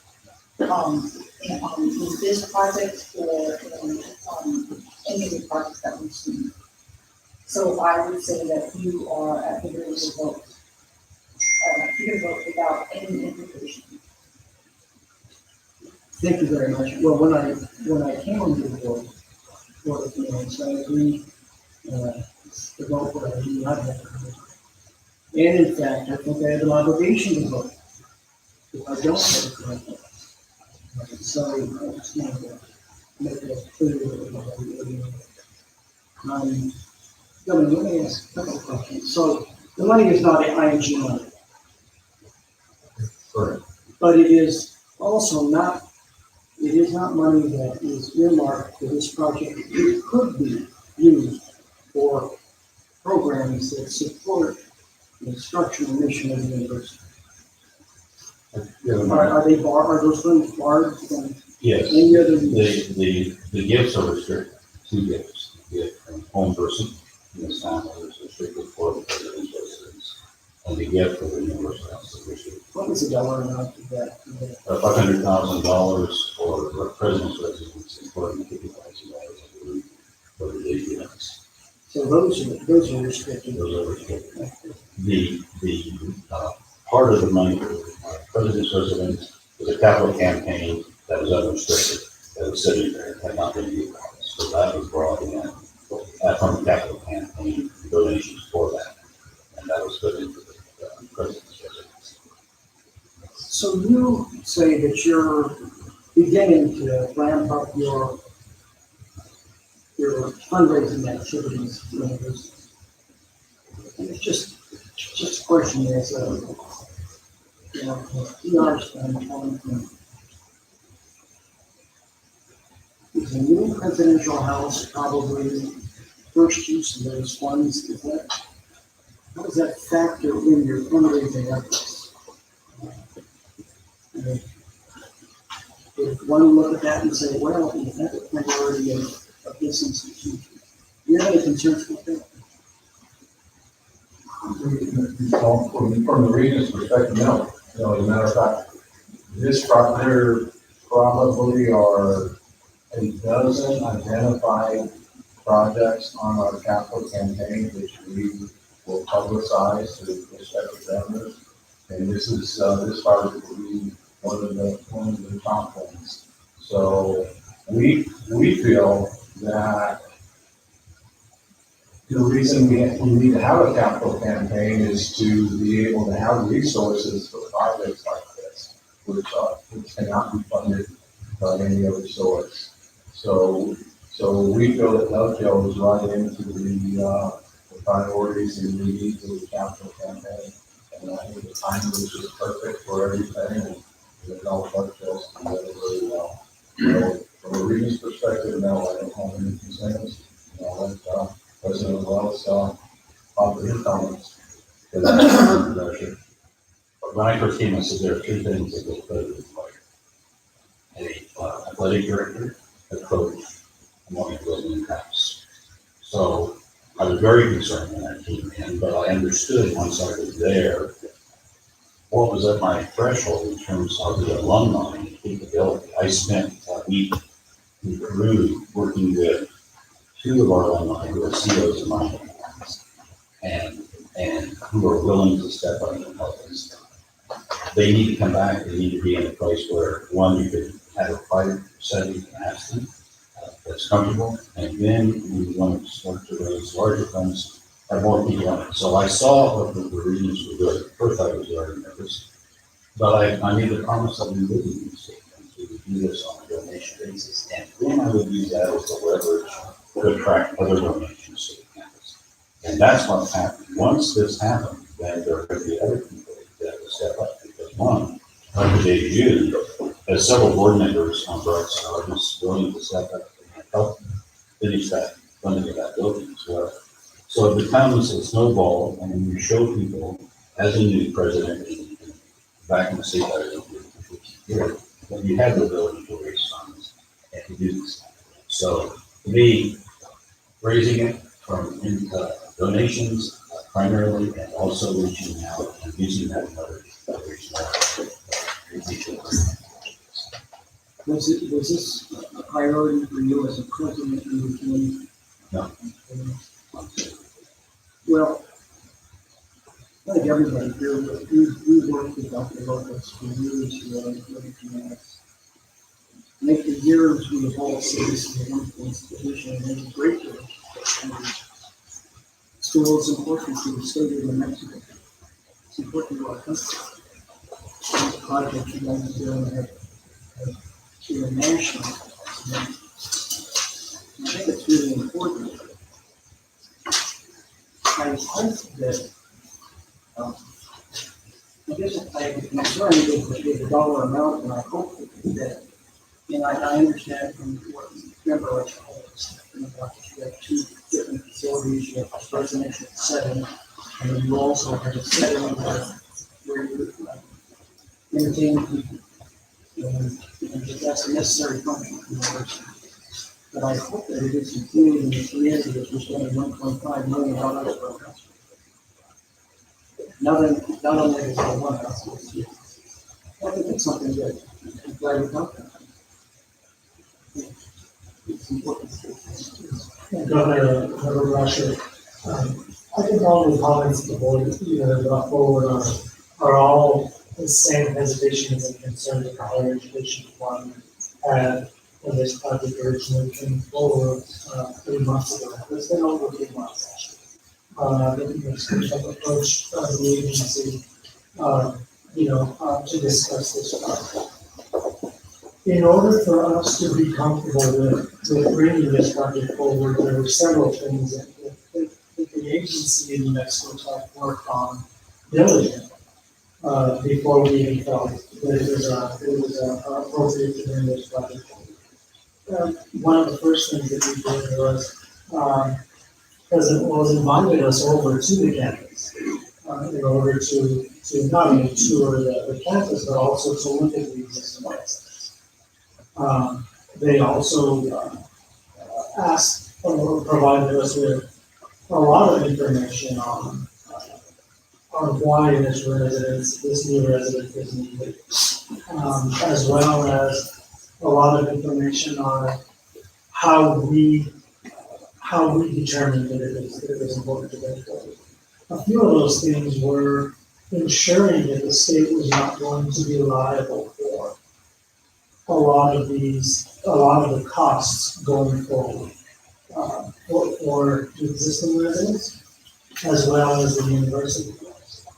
Because we as a state agency understand the importance of having a president's residence and the importance of supporting that, from the state's perspective. However, we also felt strongly that the state could not be on the hook for supporting a university house or for supporting an existing residence. Our initial recommendations were to raise the existing residence, not keeping that on the hook with the institution. However, the New Mexico Tech did have, and does have, as they presented, a uniqueness to this state. And so we realized that it was important for them to have that space, while also realizing that as a state we could not put us on the hook to continue to support the operations of making for future plans. So I just wanted to make that point as well, is that we worked closely with them to bring this project forward as it currently stands. And I appreciate what they've done as well in working with us to get the project where it's at. Because, again, we wanted to make sure that the taxpayers of the United States were not going to be on the hook for not only the construction of the project, but also for any future, M&A costs. So, I just wanted to say that. And in the interest of protecting contributors as well, did you all have a chance to look at construction costs? Did it seem reasonable? Were you comfortable with that? Because not only do you not want the contributors to be feeling uncomfortable, but in addition to that, you don't want the university to have a gotcha somewhere down the line where somebody says, oh, look at this is incredible race. This expense it's entirely behind. It's out of line with what we've done. A chance to look at these and get an idea. So don't remember Rasher, yes, that was also a discussion that we had with the Mexico Tech. And seeing the dollar value of the home and the cost per square foot of the home. Now we did look at the home, and we did see that the home itself, it is a 5,000 square foot home. And we did look at the average construction cost for the other. And one of the points that, that was brought up by New Mexico Tech as we were evaluating this is, number one, it is difficult to get services in Socorro. It is close in proximity to Albuquerque. However, one of and Mexico Tech can probably talk to us a little more since this was a discussion is getting a contractor out there in order to build this home. Was going to take, was going to be a little difficult. Number two, they wanted to make sure and build a home that had the amenities that would have longevity for this home. And of course, again, I'll refer to the Mexico Tech if they want to speak to that a little more, but yes, we did have that conversation, because the cost per square footage is higher. This is what would be considered a luxury home in cost per square footage. But I'll let the Mexico Tech talk to us as well. We did share the plans with both the donors, the person and got the vision for the seller. And I worked very hard since as president to do this test, which is my faculty center. And I was very open with them. I figured the faculty center would be a lot. And we talked pretty much and made it clear throughout the campus, this is what we're doing. And how we're doing it, so that they knew it would not interfere with instruction and research purposes there. So we've been very, very open about that. And I think the goal is to have a house that goes well beyond mine, and well into the future, and one that can be used by each residence there. And they're going to continue on.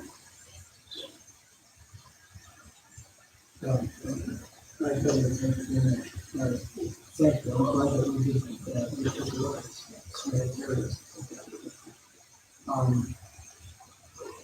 I just don't think by that question that we're challenging the work that you all have done, because that's not the case. But I think it's important to exclude them. If we're going to put things on the record, then let's talk about that and make sure everybody's aware that we've done this. I'd just like to comment on if I did my math right on the residence, it's under about $275 a square foot for the surface construction. I think even in Berlin County, that would be appropriate. Traveling to Socorro County, I think that's more than appropriate.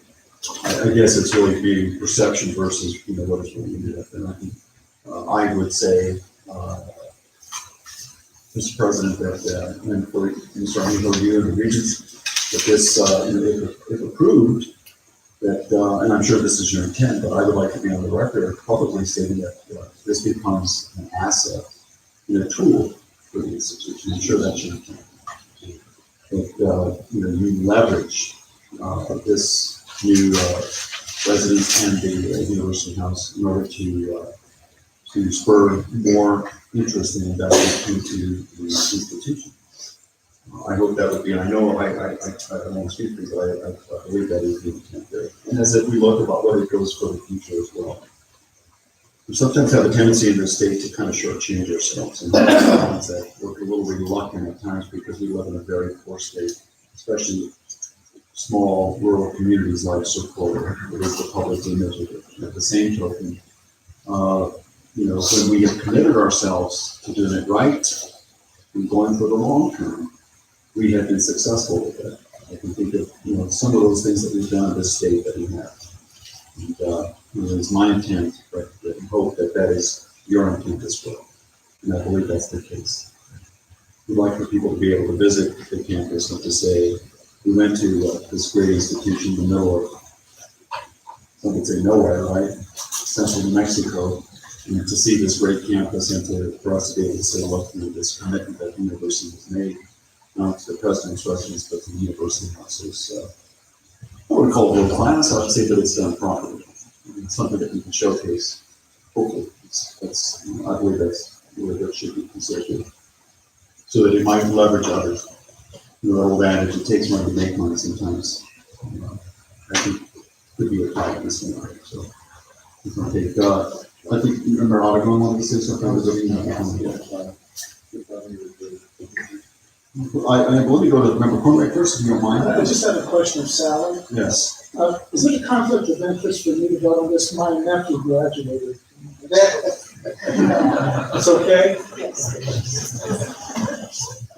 Okay. Yeah, this is the question. You mentioned, the style of house. Is it going to be like a fitting in the style, that Spanish style, or something like that?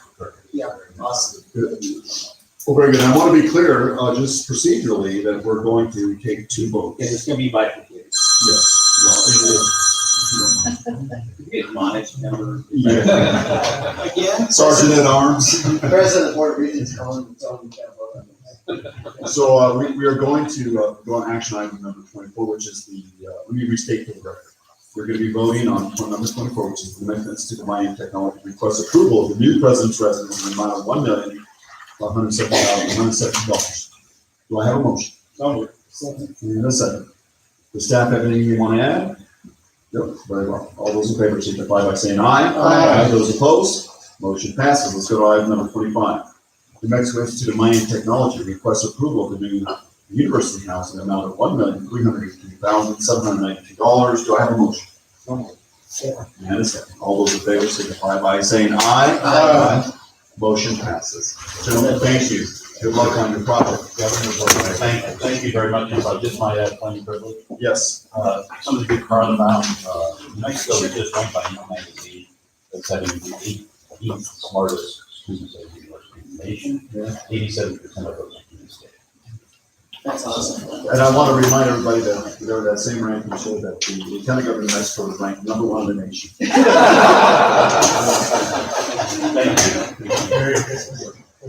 Thank you, guys.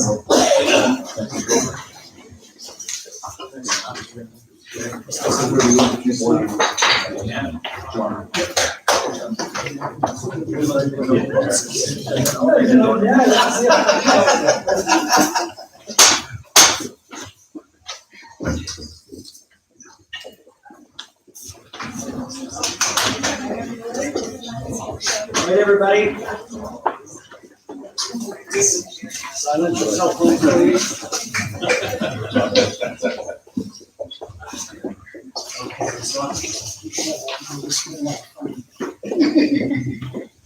Item number 26, information item, monthly investment report, month ended October 31st, 2018. It's going to be handed, and I'm going to bring that to the state treasurer's office. I will be reporting on, the investment report for the month ending October 31st, 2018. At the end of October, the treasurer's office managed $5.1 billion in assets. The portfolio has earned $8.1 million in income during the month. And we experienced higher interest rates across the entire yield curve during the month of October. as investors were expecting, an additional rate hike from the Federal Reserve in December, and that happens to be tomorrow. We're expecting that the Fed will, raise the rates more than 25 basis points. And since the month of October, we've had an abrupt change in, investment and market sentiment with regard to interest rate increases in 2019 and 2020. A few weeks ago, in September, the Fed had said that we were very far away from the neutral rate for the Fed funds rate, and a few weeks ago, the Federal Reserve Chairman came out and said that we weren't very far, we were almost at neutral. So the market sentiment changed abruptly. We had the stock market very volatile and trading lower. It's down about, the S&P is down about 7.8% so far in December alone. And interest rates are lower by about 20 basis points in December for the U.S. So we anticipate that they will announce a rate hike tomorrow and then adjust the forward guidance going forward, potentially taking 1 or 2 rate hikes out of the history. We've seen a recent extremely volatile oil price. Today, oil prices fell below $48 a barrel, trading at $47 earlier today, which has been about a 38% decline since the beginning of October, where we hit $76 price. So, there's a couple of things going on here. Inflation, not so much of a problem. We continue the portfolio to be short duration benchmarks. We've been adding slowly improving cash funding, general fund activity to the general fund for continuing to be trying to invest that cash as rapidly as possible. But at the same time, as oil prices declining from such an increase in the sizes of the general fund portfolios, that with this rapid decline in oil prices, I think we have to be somewhat cautious in how we deploy that cash. Member Cronin? The other side of that is production is increasing, is it not? How, have you seen the drop that is not adjusted for the production increase? I was looking at that's what the LSC has come out with. We had a presentation yesterday. Looking at that, it looks like they expect an increase for 2019 in terms of revenue, and then fiscal year 2020, And the good part of that is as a result of production increases, as opposed to just price increases. And non-recurring. So, I think that's where we have to be a little bit cautious in terms of what it is. Thank you, say that again. Cautious.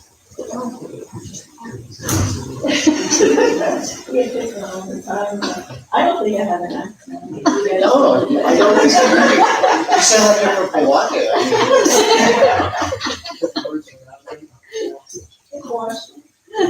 Anything else? Anything else from members? Thank you very much. Thank you. Thank you. And thank you for reading the Christmas. Merry Christmas. I have a great rest of the life.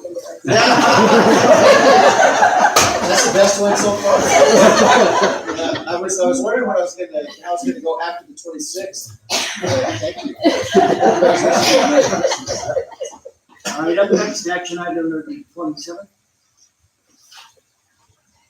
General services. Come on, did you have your lunch today? No, we haven't. But we're gonna try and break your record of your last trip. Oh.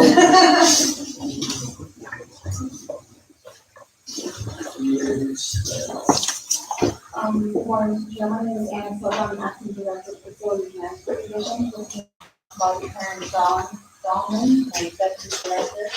And I have Jimmy Rodriguez, our, real chief of business operations. We're going to ask for your approval of the Meadows long-term, care facility. The contract is made out for $15,298 and $983.70. Upon your approval, the construction is scheduled to begin February of 2019, with final completion of June 2020. All right, any questions from the board? Anything from the board? Just one quick question. What's the funding source for this? Is it STDs?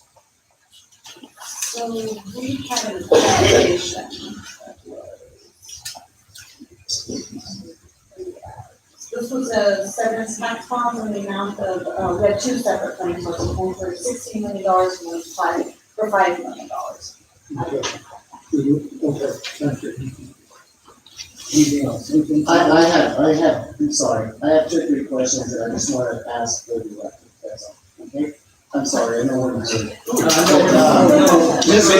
gonna make this meeting as long as we can. Okay, very excellent, then I'll stretch them out. Oh, yeah. There's a, in your alternate, I see that you have an alternate number 1, which was another $5 million addition, something like that, right? My question is this, you can't afford it in the current price, the way the bid came in, so on and so forth. So you took the other alternates, but not that one. Was that wing, that's described in that alternate part of the original scope when you went to the money? Originally, very first time we went out. Okay, So, but it's not gonna cause you any problem with, the legislature or anybody else that you cannot build that wing? You know what I'm saying? correct, DOH is going, has requested in their ICIP for additional $6 million. To be able to do that. So you may still add it to this project, or you have to rebid it? So, currently what we're going to do in phase 1, we're just looking at the 38 beds, I believe. Right, Yeah, 36 beds. okay. So, for 36 beds, that's gonna take us to 21 million.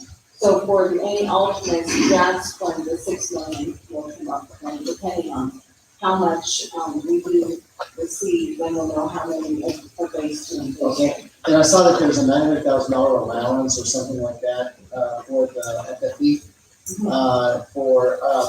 That's an allowance, so I'm interested in how that got bid. It's an allowance, and then you're going to take bids through James? Or who's providing that?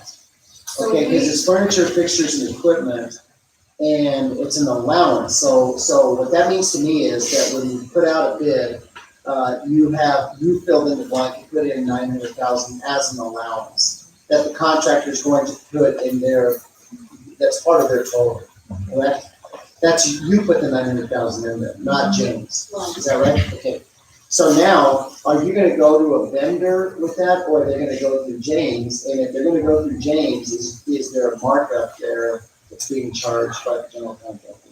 So it's going through James, and it's part of his bid, and part of his bid. Why, I'm just curious, why didn't you just procure it on your own to avoid going through the general contractor?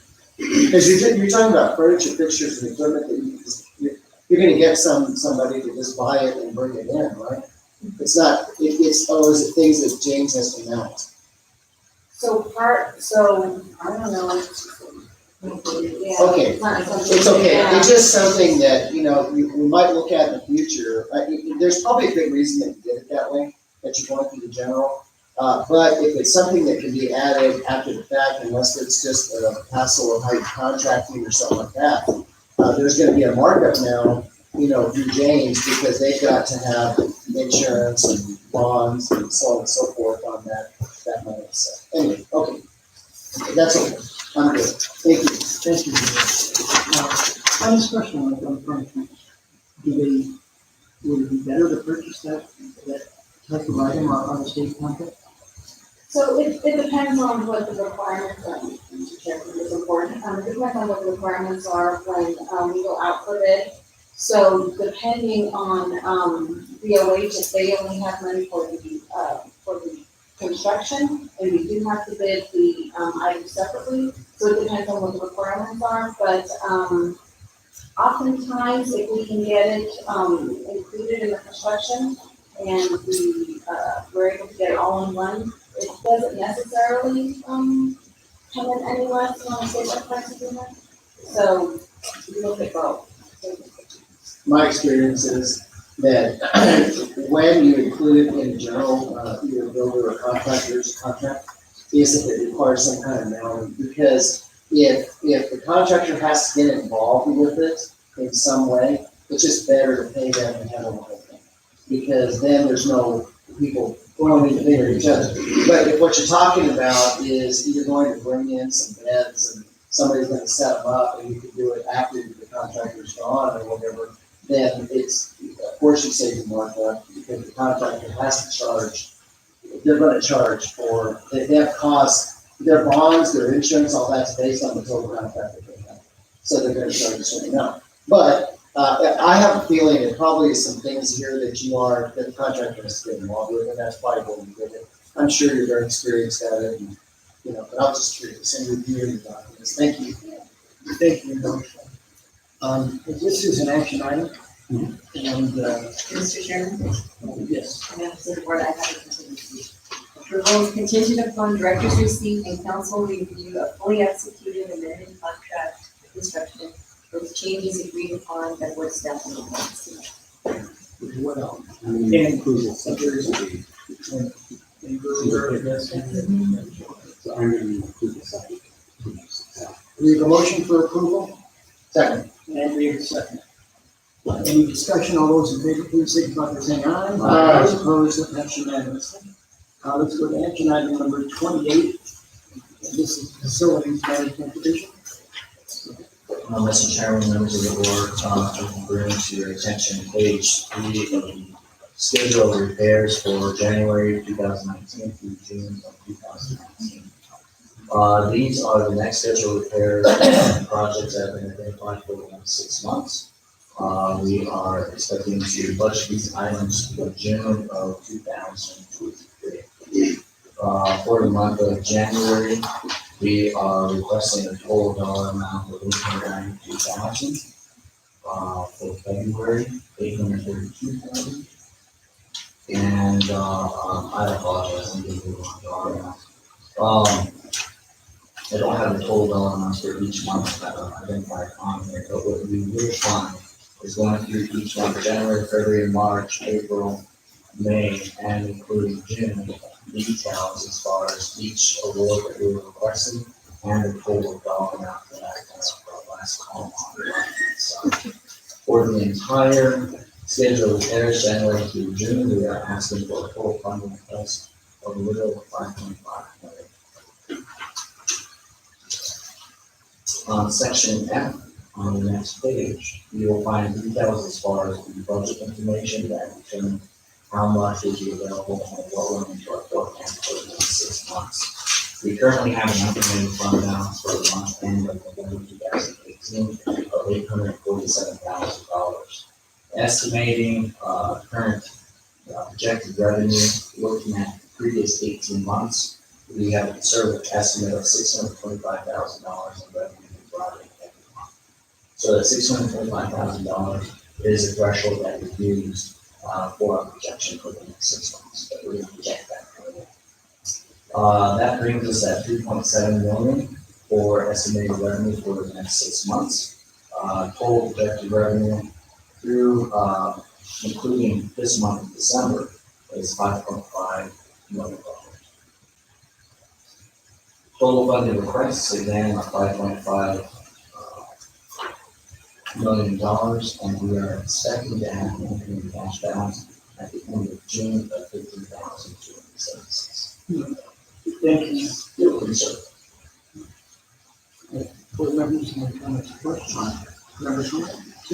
Went to a balance of 15,000. Thank you. Any other comments? Are you comfortable with that amount? It's $15,000. Mr. Chairman, members of the board, if I may bring to your attention, it's the second to last page of the Word document. You will see that looking back at the previous 18 months, the average revenue we brought in was $679,000. So yes, exactly. So our estimate forward was Thank you very much. We have a motion for approval. Second. And is there a second? Do we have a second? Second. Okay. Discussion, all those in favor say aye. Aye. Those opposed, that's unanimous. All right, item number 29 is the informational item. Capital buildings, prepare fund financial status report. Month ended November 30th. Mr. Chairman, members of the board, you'll see the monthly report out for the capital buildings repair fund. At the beginning of November, we had a beginning balance of 1.9 million. We had expended 358,000 from that fund. Considering our liabilities and our awards that were made previously, we have a fund balance of $847,000 for November 2018. Moving further down on the summary report for financial status, fiscal year end to date, we've collected 2.7 million in revenues, and for the month of November, we've expended $12,930 in overseas or receipts. And at the bottom of that sheet, you'll see a total of 1.8 million of the awards that have not been budgeted in our share. If you could just in a statement, summarize where we are in the facilities standpoint at the end of the government taking up the state. Have we made some substantial progress? Mr. Chairman, members of the board, are you referring to just the CBR fund or legislative? The facilities that we now have in the state government. The facilities that we've been able to meet some of the real serious, most pressing needs for facilities in the state government. Mr. Chairman, members of the board, absolutely, I think that we have, especially with the capital buildings repair fund. I think we remember facility modifications for the last 2 years. I have seen a huge increase with identifying safety issues within the city sanitary that you need to live, and the action within the facility modification to address those emergency type of repairs. I've also seen statewide projects that have been identified, funded, and are near completed or likely to complete during the administration. So absolutely got to go that we've been identifying and doing things. Thank you very much. Because I think in local government, we haven't done a good job. I think the city and state government, that's not, terrible criticism. They do the best they can, but we could be better about helping the state government see the improvements in the time since that one. Let's move to action item number, the information item number 2. Mr. Chairman, what you, members of the board, you will find in front of you a spreadsheet that lists all the legislative capital appropriations made to be capped out of the bill that is appropriated on a annual basis. This spreadsheet is sorted by agency and by age. So you have the oldest projects listed first for each agency. On the spreadsheet, you'll find the appropriated amount that was on that capital outlay bill, as well as what was encumbered and expended. And towards the far right of that spreadsheet, you'll see a project status at that point in time. Overall, I can tell you that with close to 90 million appropriated, taking everything into consideration, we've expended at least 38% of what's been appropriated for us.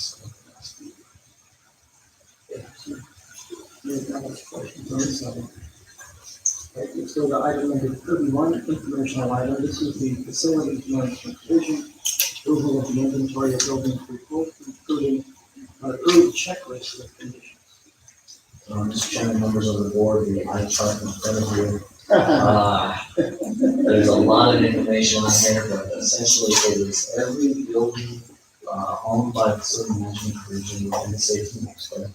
It is sorted by zone, output sanitary zone first. The current replacement value of that building, the gross square footage of that building, as well as the condition assessment that has been identified for those buildings for Thank you. All right, that's it, action item number 31, let's go to 32 and go to staff. Last step. Mr. Chairman, members of the board, the monthly fees reported for November are consistent with And always the controversial item is last. Item number 33, informational item, the General Powers Police, November 30th, 2018. Mr. Chairman, members of the board, there were 4 joint powers agreements for the month of November. Before we adjourn, I want to say thank you very much for allowing me to serve the board. It's been a wonderful experience and I'm going to move forward. Yeah, I want to say, thank you for that. You all been very good. And thank you for the input there. Yeah. I appreciate it. And let me applaud you. Yes.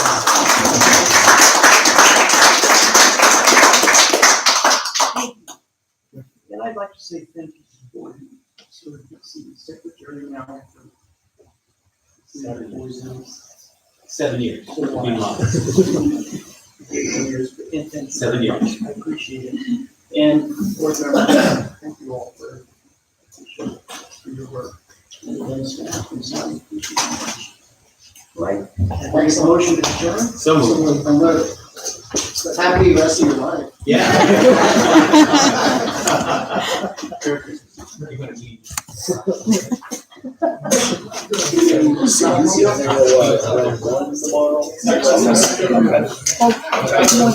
So Tyler and I have to meet this afternoon.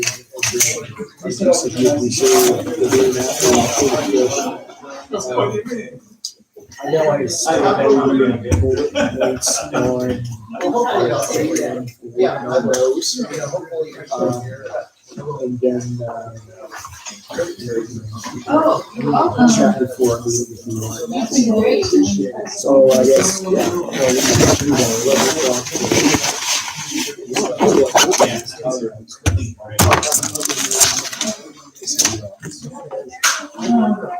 I know Mark's gonna come in. Oh.